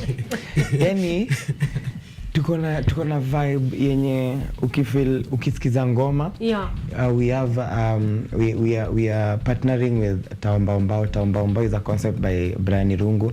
It's a mat, but ni mat imejengwa na mbao. Kitfest tulitumia kama cinema. This time we're using it as a bar. So kuna kila kitu unaweza pata hapo. Tunapatana na boy anaitwa T-Boy. He has a place ya mocktail na hizo vitu zote. So tumepartner na our friends. We call them artipreneurs, people who wakawe ni preneur kwa art. Tumepartner na wao. So tunakuletea kila kitu kwa hii space moja. Exactly. Alafu unaweza toka hapo nje after mocktail uchape smoke pasua. You know, just have a nice. Yeah, uko tu hapo ndani. I'm already liking this. I'm already liking it. Yeah, now it feels, you know, thought through. This guy really did something, and like Kimathi is saying, that means you have to engage way more people. That means it cannot be the three of you. It cannot be minta post. Marketing has to be transport iko happy because huyu marketer anahitaji to move kwa ground vizuri. So I think if this is calling you guys to come and watch, this is telling you people have put in their money, their resources, their networks. They have put in that ukitoka hapo, you're not just going to go home with vibes and inshallah. You'll meet someone there that's doing a business and make mocktails huko. Mwingine ana make films zake huko. Like you're going to get networking even from the event. So this is calling you to go to the event, the Vibe 254. Also, you realize that it's been a year since the 4th edition. Yeah, so like we are expectant of these guys have been gone a year. We're gonna deliver. Yes, one long year. So you kind of have to, really, yes. It's actually 9 months. Yes, 9 months. It's 9 months. So we're gonna deliver. So you're going to deliver before the year closes. Before we start saying these guys go for a whole year, you're going to talk to them. Which artists are going to be performing at the event? So we have a very amazing lineup. Yes. The amazing Njoki Karu is going to be on stage, Billy Black, and the fisherman himself, Costa Ojwang. Yes. This is a fusion of 3 different genres, all on one stage. Yes. Man, if that Kenyan music at its finest. Kenyan music at its utatoka hapo uende tu tutakuwa tumecurate playlist because something good that happened from our first edition. Kuna wasa wako interact na wase kama akina Kinoti, akina Ochiko, so after akina African Vic. So after hapo msana kwambia msee James Kiza vision tu yake venye alikuwa anatuwekea mangoma kwa nyumba tuko like ni akina nani. So ina come to life. So you're going to come out of there with even, having known the artist that you are listening to. Because sometimes unasikia tu song moja mzuri huko. Ukiulizwa ni nani, you have absolutely no clue. Also, this is a very nice way of growing our music industry, of making Kenyan, we say Kenya for Kenyans. We listen to Kenyan music. Play KE, and this is the event that is saying play KE, play Kenyan music, let's get to listen. And trust me, like you have heard, if a guy is able to convince their fellow guy friend that the music they are listening to is good, most then hiyo ni kali. Let me tell you, hiyo ni kali. Because guys, you listen and you're like, what are those? But so if 3-4 guys can be convinced by this one guy that this music is good, you can trust me that music is going to be amazing. So the where, the when, the tickets. Let's talk that. Faiz. The where ni ASK Showground. Yes. Hapo Ngong Road. Yes. Hiyo ni growth, kwanza tuanzie hapo. Yes. Alafu the when is on the 12th of December. It's Jamhuri Day. Yes. It's a holiday, guys, usitense. So hauna reason whatsoever. You don't need permission from work. You'll already be off work. Exactly. Unaweza enda usikize president alafu ukuje umalizie vibe. Umalizie hapa. That's the where. That's the when. Yes. Mwisho ni. The time. The time. Gets ina open at 12 p.m. 12 p.m. ni mchana. Kuna mse tulimuzia ticket akasema event inaanza midnight. No, calm down. Event gets ina open but 12 p.m. Yes. Our main performances inaanza 5. Yes. But tuko na curtain raisers wase wengine wabaya sana. Tuko na Angie, tuko na D. These are amazing artists wenye tumeinteract na wao and they are very raw. So kamini mwasikiza ndo anatufungulia stage alafu akina Njoki Karo anakuja kumaliza. Exactly. And for the first time we have someone who's under 18 performing all the way from Mombasa. Okay. She's an amazing artist. Her name is Shanaria Evans. Yes. Man, she's ahead of our time. Yes, come listen to kid artist, talented, pure amazing talent. Okay, so if that's not calling your name, honestly, I don't know what is. And I like that the event begins at 12 p.m. That means I get to sleep in during the morning. It's a holiday. You know? Sleep in, niamke hapo ma 9, 10, you know, take a shower, niamke pole pole, nijitayarishe, then I come all the way. Yes, tell us, where can we get the tickets? How much are the tickets? So where do you get the tickets? Yes. So we're selling the tickets on Hustle Sasa. If you follow us on our socials, you will see the link is on our Instagram bio. You can click the link over there. Yeah. But kama so marketing department pay me pull up. Mbaya. Get tickets ziko Hustle Sasa, you know. Damn it. Again, we're doing KE. Yes. So it's the Vibe 254. Yes. The Vibe. THEE. Yes. The Vibe. Oh, the Vibe. The event is the Vibe 254. Yes. But the tickets are the Vibe. The Vibe 254. Okay. .hustlesasa.shop. Single tickets are going for 1,000 shillings.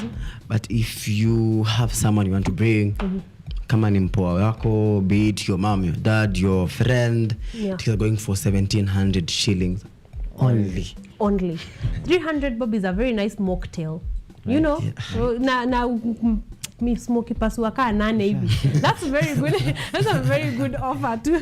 If you ask me honestly, just tag a person, tafuta mtu mwingine mwende, your sister, your BFF. It's 300 bob, mjue venye mtafanya nazo. You know, just have an amazing time. I want to ask, because your merchandise looks really nice, will you guys be having merchandise on the event? Definitely. For this edition tuko nazo. Yes. Tutakuwa na giveaway. Tutapatia watu kaa wili hivi t-shirt. Tutakuwa na bands zenye zimeandikwa The Vibe. It's all about branding. So ukikam tutakuwa na tent yetu hapo. You'll find a couple of things zenye ziko na brand ya The Vibe. Exactly. Yeah, because I do really think whoever is doing your artwork is doing a very nice job. He's an artist. Yes, so Anafa, I think that is one of the partners, you know, that needs to be. Shout out to Kabugi for designing our logo. Yes. Yeah. Yes, so Kabugi, wherever you are, big up. You are doing an amazing job. That's the first thing I saw. Like hata before nione sura kwanza niliona The Vibe 254. Then now went to the person, so anafanya kazi safi. So also go there, get some merchandise for yourself, get a bracelet, get yourself a t-shirt, and just go vibing on your way. All right. As we conclude, we have talked about the tickets, the time. Are we getting tickets before we go to the next question? Are we getting tickets at Art and Culture Monday? Definitely. And it's KUTV. Yes. It's Karen Blessing. Thank you. So how many tupenga ngapi? Mnataka ngapi?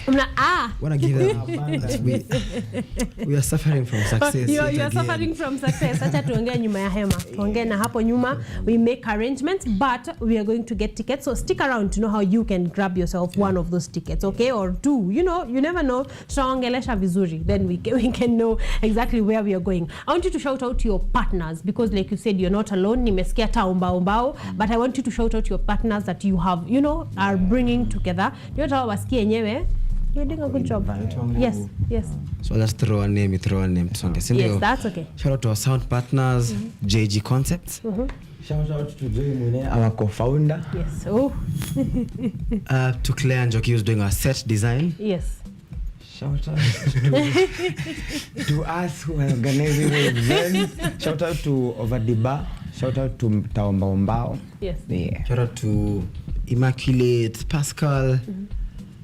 I need not to forget them. Yes.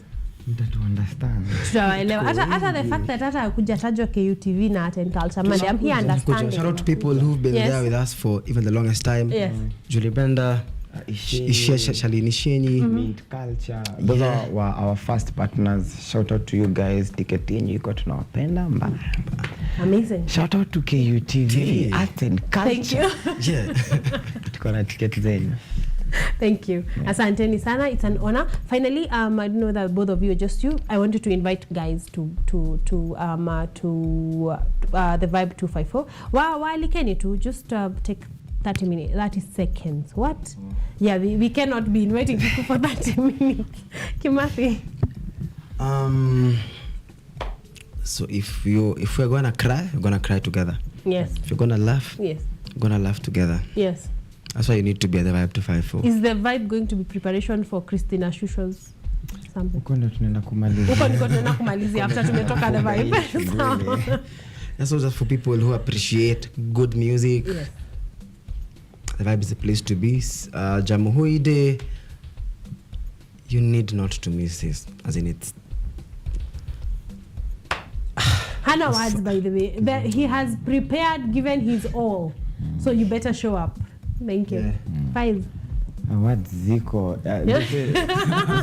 This is a bit personal. The 5th edition is about you who has showed up for yourself. Kuna hiyo time umeanguka alafu ukashow up for yourself. So if hii edition ni ya kujiappreciate. Yes. So kama ujiappreciate, theme yetu ni get up, dress up and show up. Kama tu jiappreciate hapo. Venye tu amesema tutalia pamoja kama na tutafurahi pamoja. Yes. Juu playlist yetu ama headliners wetu inaenda hivi. Yeah. So come the vibe. It will be a wave of an emotional wave. We are happy, we are sad, and isn't that just what we need? Yeah. Yes. Is there a dress code? I forgot to ask that. It's get up, dress up, show up. Come ukijiappreciate. Yes, the way you would get up and appreciate yourself and say, damn, I look good. Your outfit ndio unaenda nayo kwa the Vibe 254. Before I let you guys go, I know, of course, with discussing business and all, I'm sure you have seen past the Vibe season episode. I want to say edition 5. What are we to expect in the next 2 years? Tumetoka 2 years. 2 years that have been a lot for the Vibe. What are we to expect in the next 2 years? I know we are gearing up. We are transitioning, hopefully, if not next year, maybe wengine. Yeah. Into now a full, like a year-long festival. Yes. So that means more artists. Yes. Greater experiences. Yeah. Yeah, so there is something to look forward to. Because I believe now that you've come back, hakuna opportunity ingine ya come back. You can be coming back every 3 minutes. Also, guys, now we are back, coming back edition. So we are expecting, more growth and, like you have said, more artists. Just because we have way too many Kenyan artists. Way too many. I do not think the Vibe 254 can exhaust the number of good artists, and not just artists, good artists that are in this country. Finally, social media handles, so that we can get those tickets. When you may miss your information, we can get all the updates required. So give us social media handles. Yeah, check us out on Instagram at the Vibe 254. Yes. Ukikosa hapo kuja kwa Faiz Francis Ouma. Yes. That's my Instagram. Niongelesha hapo about the Vibe. Enda kwa Tevin Kimathi or Mune Joy. You'll get your ticket. Just DM us at the Vibe 254 on Instagram. Yes. Yeah, TikTok na X uko tunakam.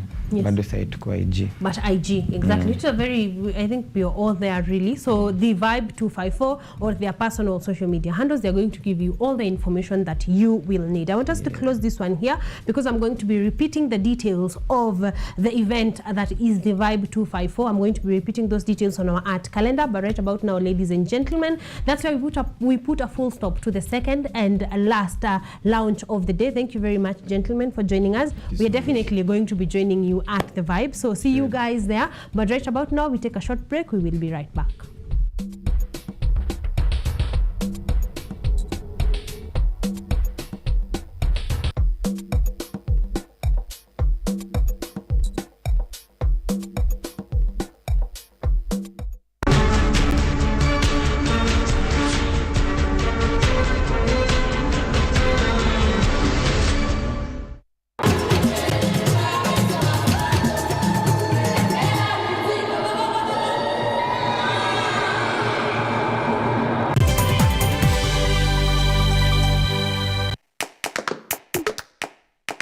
Badala ya kutafuta kazi, tunaweza kuanzisha miradi yetu ambayo ingetusaidia kubadilisha maisha ya wazazi wetu. Kwa vijana wenzangu, wengi hawana kazi, lakini ikiwa sisi wenyewe tutajiamini, tunaweza kujiajiri wenyewe. Afrika kwa kweli tuna mahitaji ambayo ukiyasuluhisha unaweza kuathiri watu kwenye bara hili bila woga. Watu huwa na uzalishaji zaidi, wanajawa na ujasiri, wanakuwa wabunifu na wanakuwa wenye maarifa. Niliamua kuacha kazi. Hata kama sitafanikiwa, nitakuwa nimejaribu, nitakuwa najua haiwezekani. Hakuna kitu cha ajabu hapa. Kila anayepata ufanisi hufanya kazi usiku na mchana. Kitu kitakusukuma na kuwezesha kupata maarifa ambayo hukuwa nayo. Tunajaribu kutengeneza kitu kitakachopita mipaka nchi hii. Ikiwa unataka kubadilisha ulimwengu, anza na nyumbani.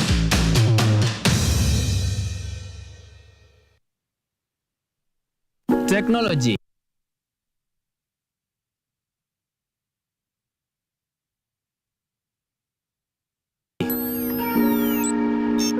Science. Innovation. ICT and research. These are the ingredients upon which the solutions to the 21st century problems are founded. In a world that is rapidly changing, it's all hands on deck to ensure a balance in all fields of life.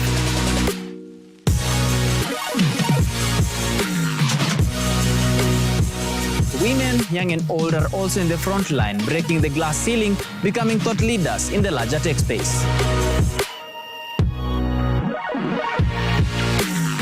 Not forgetting other societies marginalized. And when the tech Avengers come together, we inch closer to a much safer, efficient, and sustainable world. What we view as a norm in today's advanced world was just an idea, and for nostalgic reasons, we trace back to the iconic days to bring you the retro tech. On Tech Innovation Show, we encapsulate all the pillars of the fourth industrial revolution, decoded in a language, all for one for all. Every Monday at 8:30 as we push the mantra, keep learning something new each and every day. Only on KUTV, a new experience.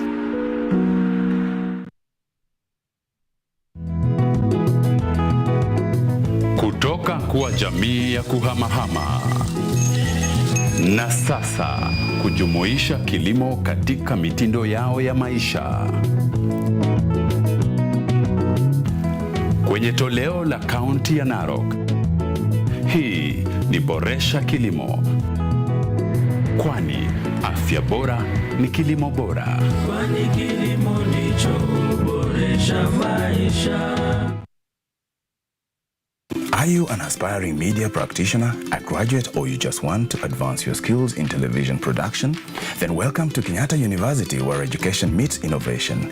KUTV, the premier university television station in Kenya, is now offering short courses in TV studio, field technical operations, and video editing. Through these courses, you will acquire hands-on skills on camera operations, media production, lighting techniques, audio-visual editing, and sound and visual control, and how to operate key equipment in modern TV control room. Enroll today at KUTV and discover your full potential in cutting-edge TV broadcasting. Graduates of these courses will receive professional certificates. For more information, visit our offices at KUTV Studios or call us on 020-870-4252 or 020-870-4255 or SMS us on 0739-110-544. KUTV, a new experience.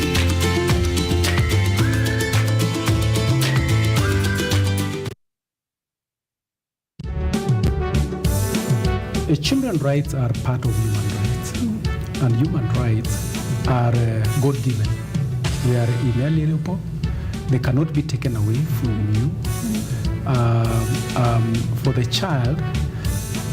child has particular rights in addition to the human rights. Okay.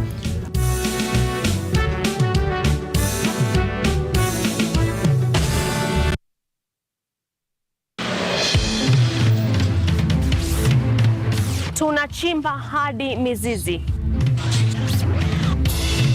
kukuletea yanayojiri. So mimi naomba tu serikali yetu ya Mungu, ibarikiwe na Mungu, iweze kuteremsha bei ya mafuta. Yanayokukumba tuna maizi, tunakutetea sisiri. Kwa kweli ni speciali tukikupambia makala ya mwanamke mwake. Utasema hupendi mizizi ya habari. Nami Caroline.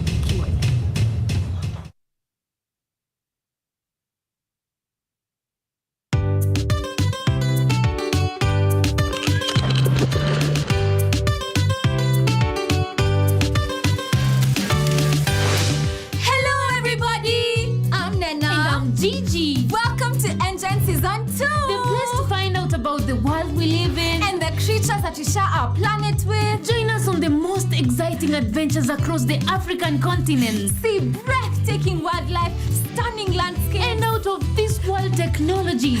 Meet incredible scientists and learn fantastic facts. Explore, discover, be amazed. Be part of the next generation of African change makers. Be a part of Engine, Africa's #1 science discovery program. Yay!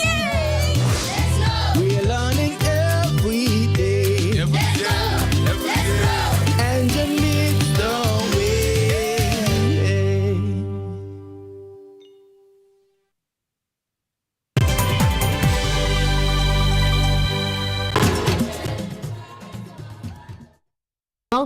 Welcome back, ladies and gentlemen. We are in the last hour of Art and Culture Monday because we are at 27 minutes past 9 a.m. and we are having a fantastic time. We have just had the launch with the Vibe 254 and they are going to be having their event, which I'm going to be telling you about on our art calendar right about now, because that's where we are starting on the 12th of December. That is Jamhuri Day at the ASK grounds. From 12 noon, or rather 12 p.m. So 12 mchana, we're going to be meeting at the ASK grounds. That is Jamhuri Day on the 12th of December for the Vibe 254. All right. Single tickets. You're finding your tickets on Haso Sasa. Haso Sasa single tickets are going for 1,000 bob. Couple tickets are going for 1,700 Kenyan shillings. Just come and enjoy amazing Kenyan music made by Kenya for Kenya right here. All right, so go and plan, or rather plan for the Jamhuri Day from 12 noon at the ASK grounds. The tickets are on Haso Sasa, so kimbia pale and get your tickets. Okay, right from there we are going back to Africa Fashion Week. Africa Fashion Week is actually starting today. So Africa Fashion Week is a journey of colors, cultures, and creativity. This is going to be going down from today, the 4th of December, to the 8th of December. That is Monday to Friday, the year 2023, right here in Nairobi, Kenya. That is courtesy of Delight Technical College. Okay, so be sure to join that one on Africa Fashion Week. Moving on, let's talk about Beneath the Baobabs Festival. Beneath the Baobabs Festival is going down on the 30th of December to the 1st of January. That is an overnight event, and you can find your tickets now at www.beneaththebaobabs.com. All right, there are tickets for East Africa citizens, there are tickets for residents, there are tickets for internationals. So you can get your die-hard, early bird, advanced, or final release, okay, tickets. So let's watch something regarding the Beneath the Baobabs Festival. Enjoy a beautiful Kenyan festival in Kilifi by Kenyans and for Kenyans. It's about bringing subcultures and groups together. It's about art. Really, the whole thing is the experience, and we really appreciate people who trust us to put on just a unique experience. The energy is amazing. The execution is phenomenal. Welcome back, ladies and gentlemen. That is the invite to Beneath the Baobabs Festival. Please make sure to attend. On the next one, we are going to the Sunday Finesse December branch. This is going to be going on the 10th of December from about 12 noon all the way to 12 a.m. Yani PM to midnight, all the way from 12 noon to midnight. You're going to be celebrating, or rather enjoying, the Sunday Finesse December branch. This is going to be going down at Lulu Slopes Gardens at Kimbo Ruiru. That is Lulu Slopes Garden at Kimbo Ruiru. So get your tickets right now. Advanced tickets are going for single tickets at 500 bob, couple tickets at 800 bob, a group of 5 at just 2 4,000 bob. If you get your tickets at the gate, you're going to be getting single tickets at 1,000 bob, couple tickets at 1,600 bob, and a group of 5 at 4,000 bob. So if I were you, I'd get the advance tickets right about now. There is an M-Pesa number right there, so just go there, get your single tickets or your couple ticket or a group of 5, and you're going to be enjoying an amazing Sunday afternoon all the way into the night. This is the 2023 end of year edition, and this is going to be amazing. There's a number right there on the poster, so in case you need more information, you can holler at that number, then you can get all the information that you need. Okay, that is this coming Sunday from 12 noon all the way to 12 midnight at Lulu Gardens, Kimbo.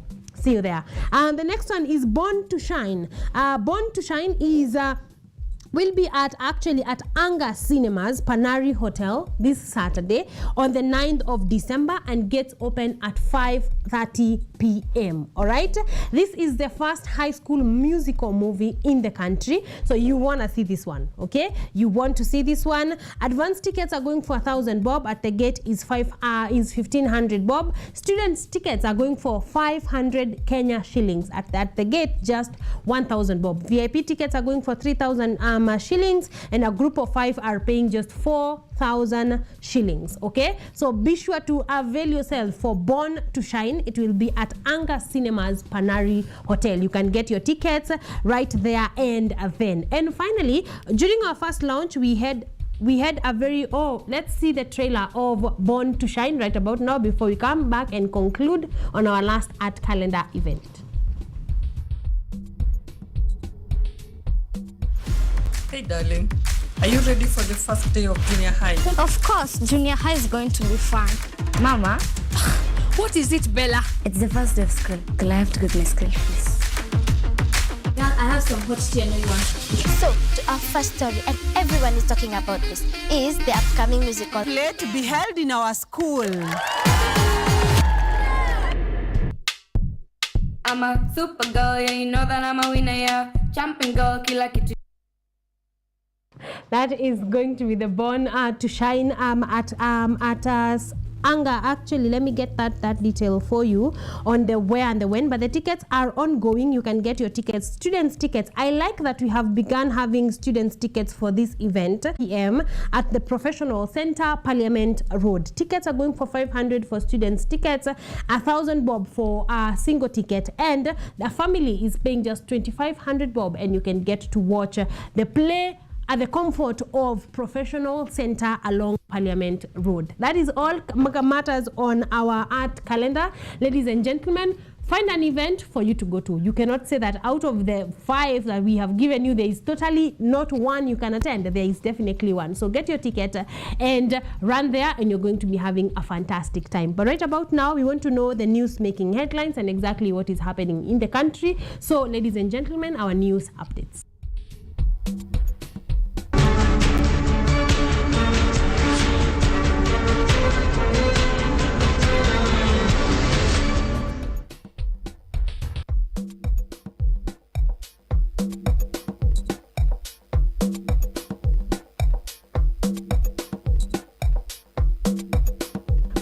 Welcome back, ladies and gentlemen. You just want to get get up on the news-making headlines, get to know exactly what is happening in the country right about now, who is doing what, who is saying what. Like we said, we are all Kenyans. We need to understand what is happening, not just here in Kenya, but in Kenya and in our neighboring countries and globally, just exactly what is happening in the world. So we want to do that right about now. We are at 35 minutes past 9 a.m. So you know that this is our final hour, and we'd like to use it to keep you updated, to keep you posted on exactly what is happening in the country. So right about now, our first story, Deputy President Rigathi Gachagua has directed chiefs and assistant chiefs in banditry zones to work with security agencies in mopping up illegal guns, warning that the government will not tolerate wanton killings by criminals practicing outdated practices.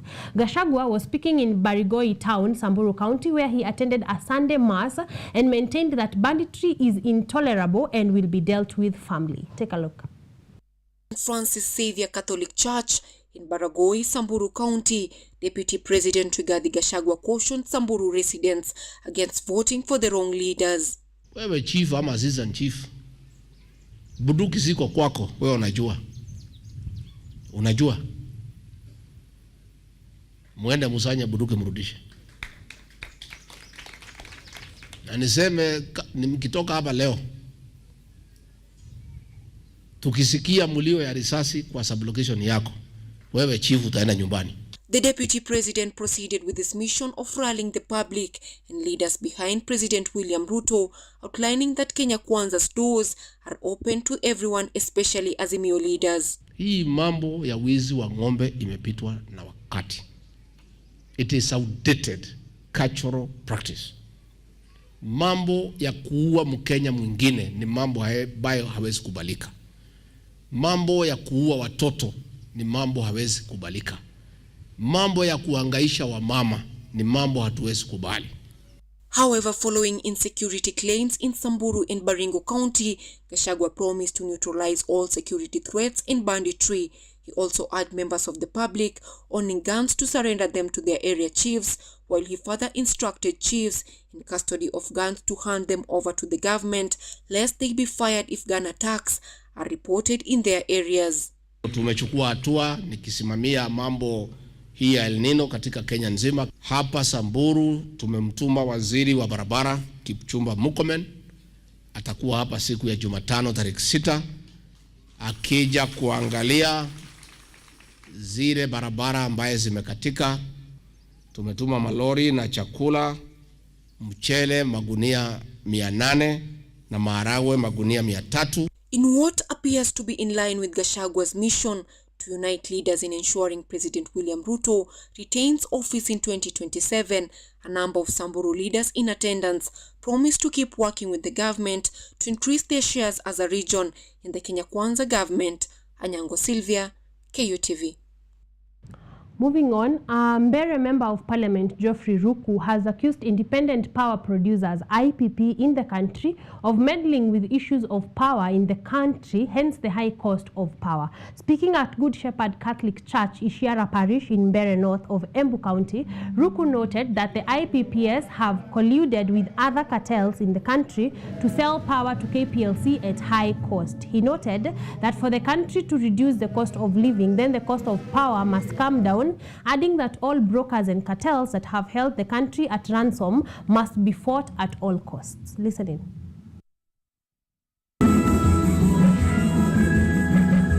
Kwa nini stima iko na gharama ya juu katika Kenya kuliko Tanzania, kuliko Uganda, kuliko Ethiopia, kuliko Rwanda?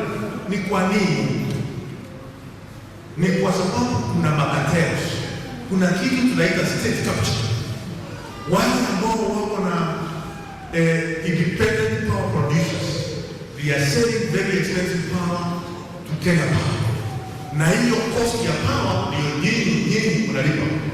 Kuna middlemen, kuna cartel ambao wanauzia serikali vifaa ya stima kwa bei ya juu. Kama Raila anasema cost of living iende chini, kwanza address the cost of power in the public domain. Wacha hii mara nyingine kusema ikaenda cost of living. Kwa sasa unga imeteremka. Kwa nini aseme unga imeteremka? Bei.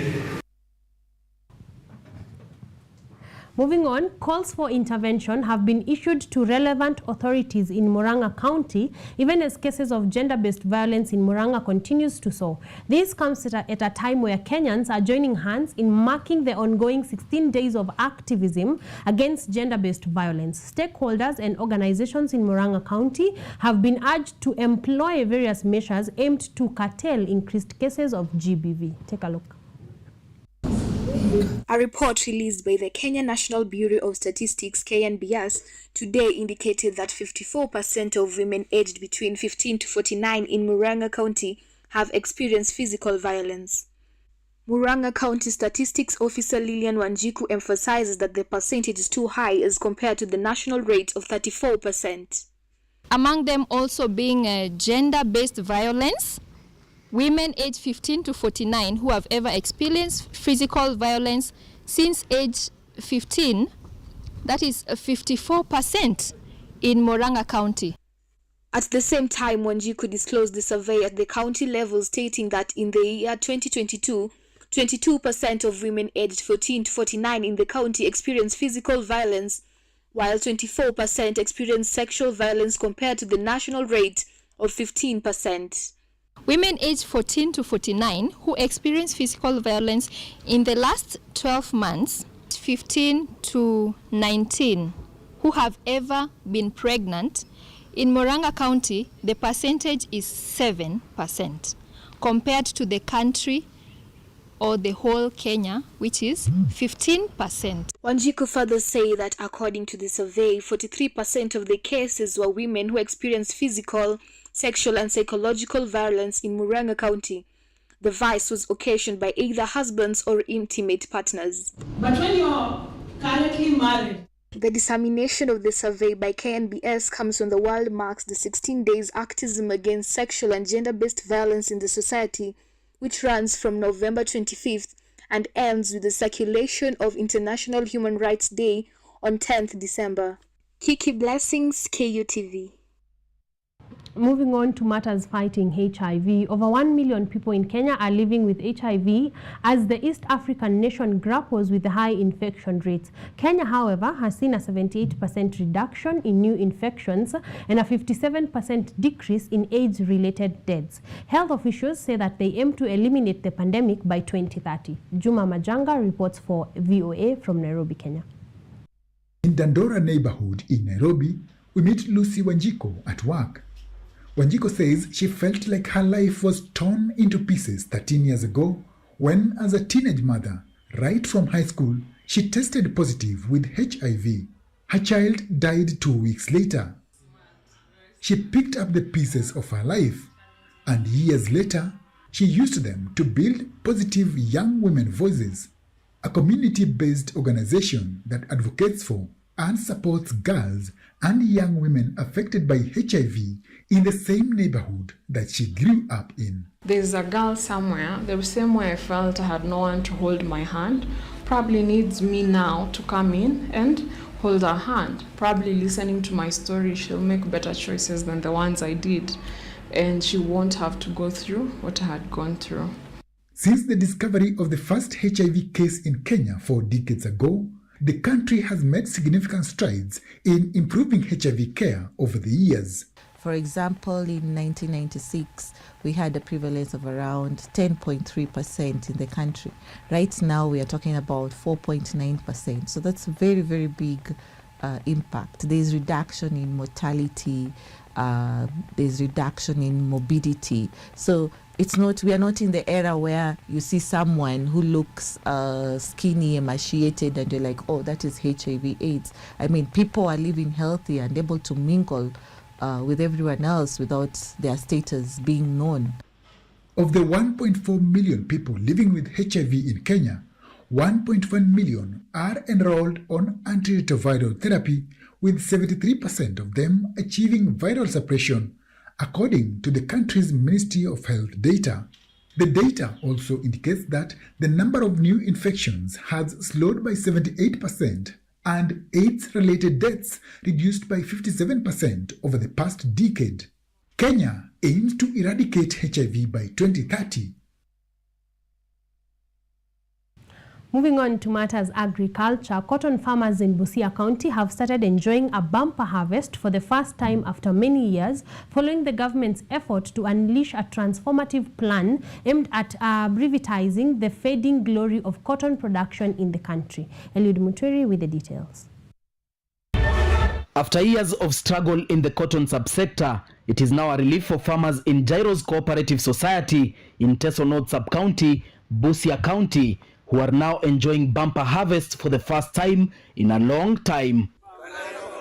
The farmers are attributing the increased production this year to interventions from the government to supply them free hybrid cotton seeds and the availability of subsidized fertilizers in the market.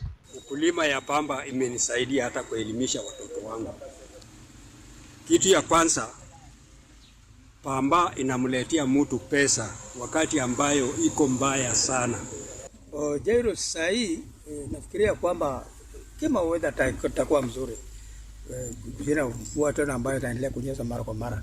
Ikiwa weather itakuwa mzuri, mimi nahakikisha kwamba Jairus alone tutapata 60,000 kilograms.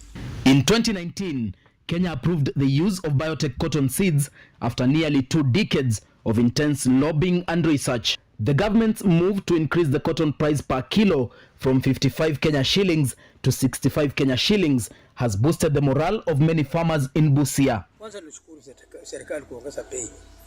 Bei sasa ni shilingi 65 kutoka shilingi 55. Na kisha wakulima wetu mlikuwa mkilia maneno ya bei. Na vile serikali imeongeza bei tulete pamba kwa wingi kwa store yetu. According to Jairo's Cooperative Society manager Agri Emojong, cotton has been one of the main cash crops for the Teso community, but over the years its production plummeted in some parts due to high prices of cotton seeds and low prices of their farm produce, which shattered hopes of the cotton farmers. Serikali atuweke nguvu kwa kutuletea mbegu hii mzuri yenye naona ukiweka ikianza kuweka mbegu inaweka vile inataka. Na kwa sasa yale ambao tunataka serikali afanye ili kuangusha wale ambao hawana hiyo akili kwa kichwa yao. Vile ametuongezea 65, wacha mwaka ingine atufurahishe awe hata 80. The farmers now want the government to revise cotton prices upwards to fend off competition from the neighboring Uganda, who are buying the produce at 70 Kenya shillings per kilo. Na mwaka huu nakisia ya kwamba ikiwa mmoja ambaye atapatikana akipeleka pamba Uganda, unajua kwamba wakati ambao uliregister unaandika jina yako na ID yako na phone yako na pale ambao unakaa.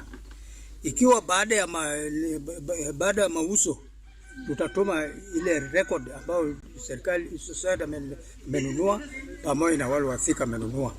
Na ikipatikana wewe kama hujaleta pamba yako society, ni serikali ya Thika na serikali ya national government watachukua hatua. Cotton farmers in Busia County reiterated the need for the government to continue offering them free BT hybrid cotton seeds, which produce more yield compared to conventional varieties. Eliud Motweri, KUTV.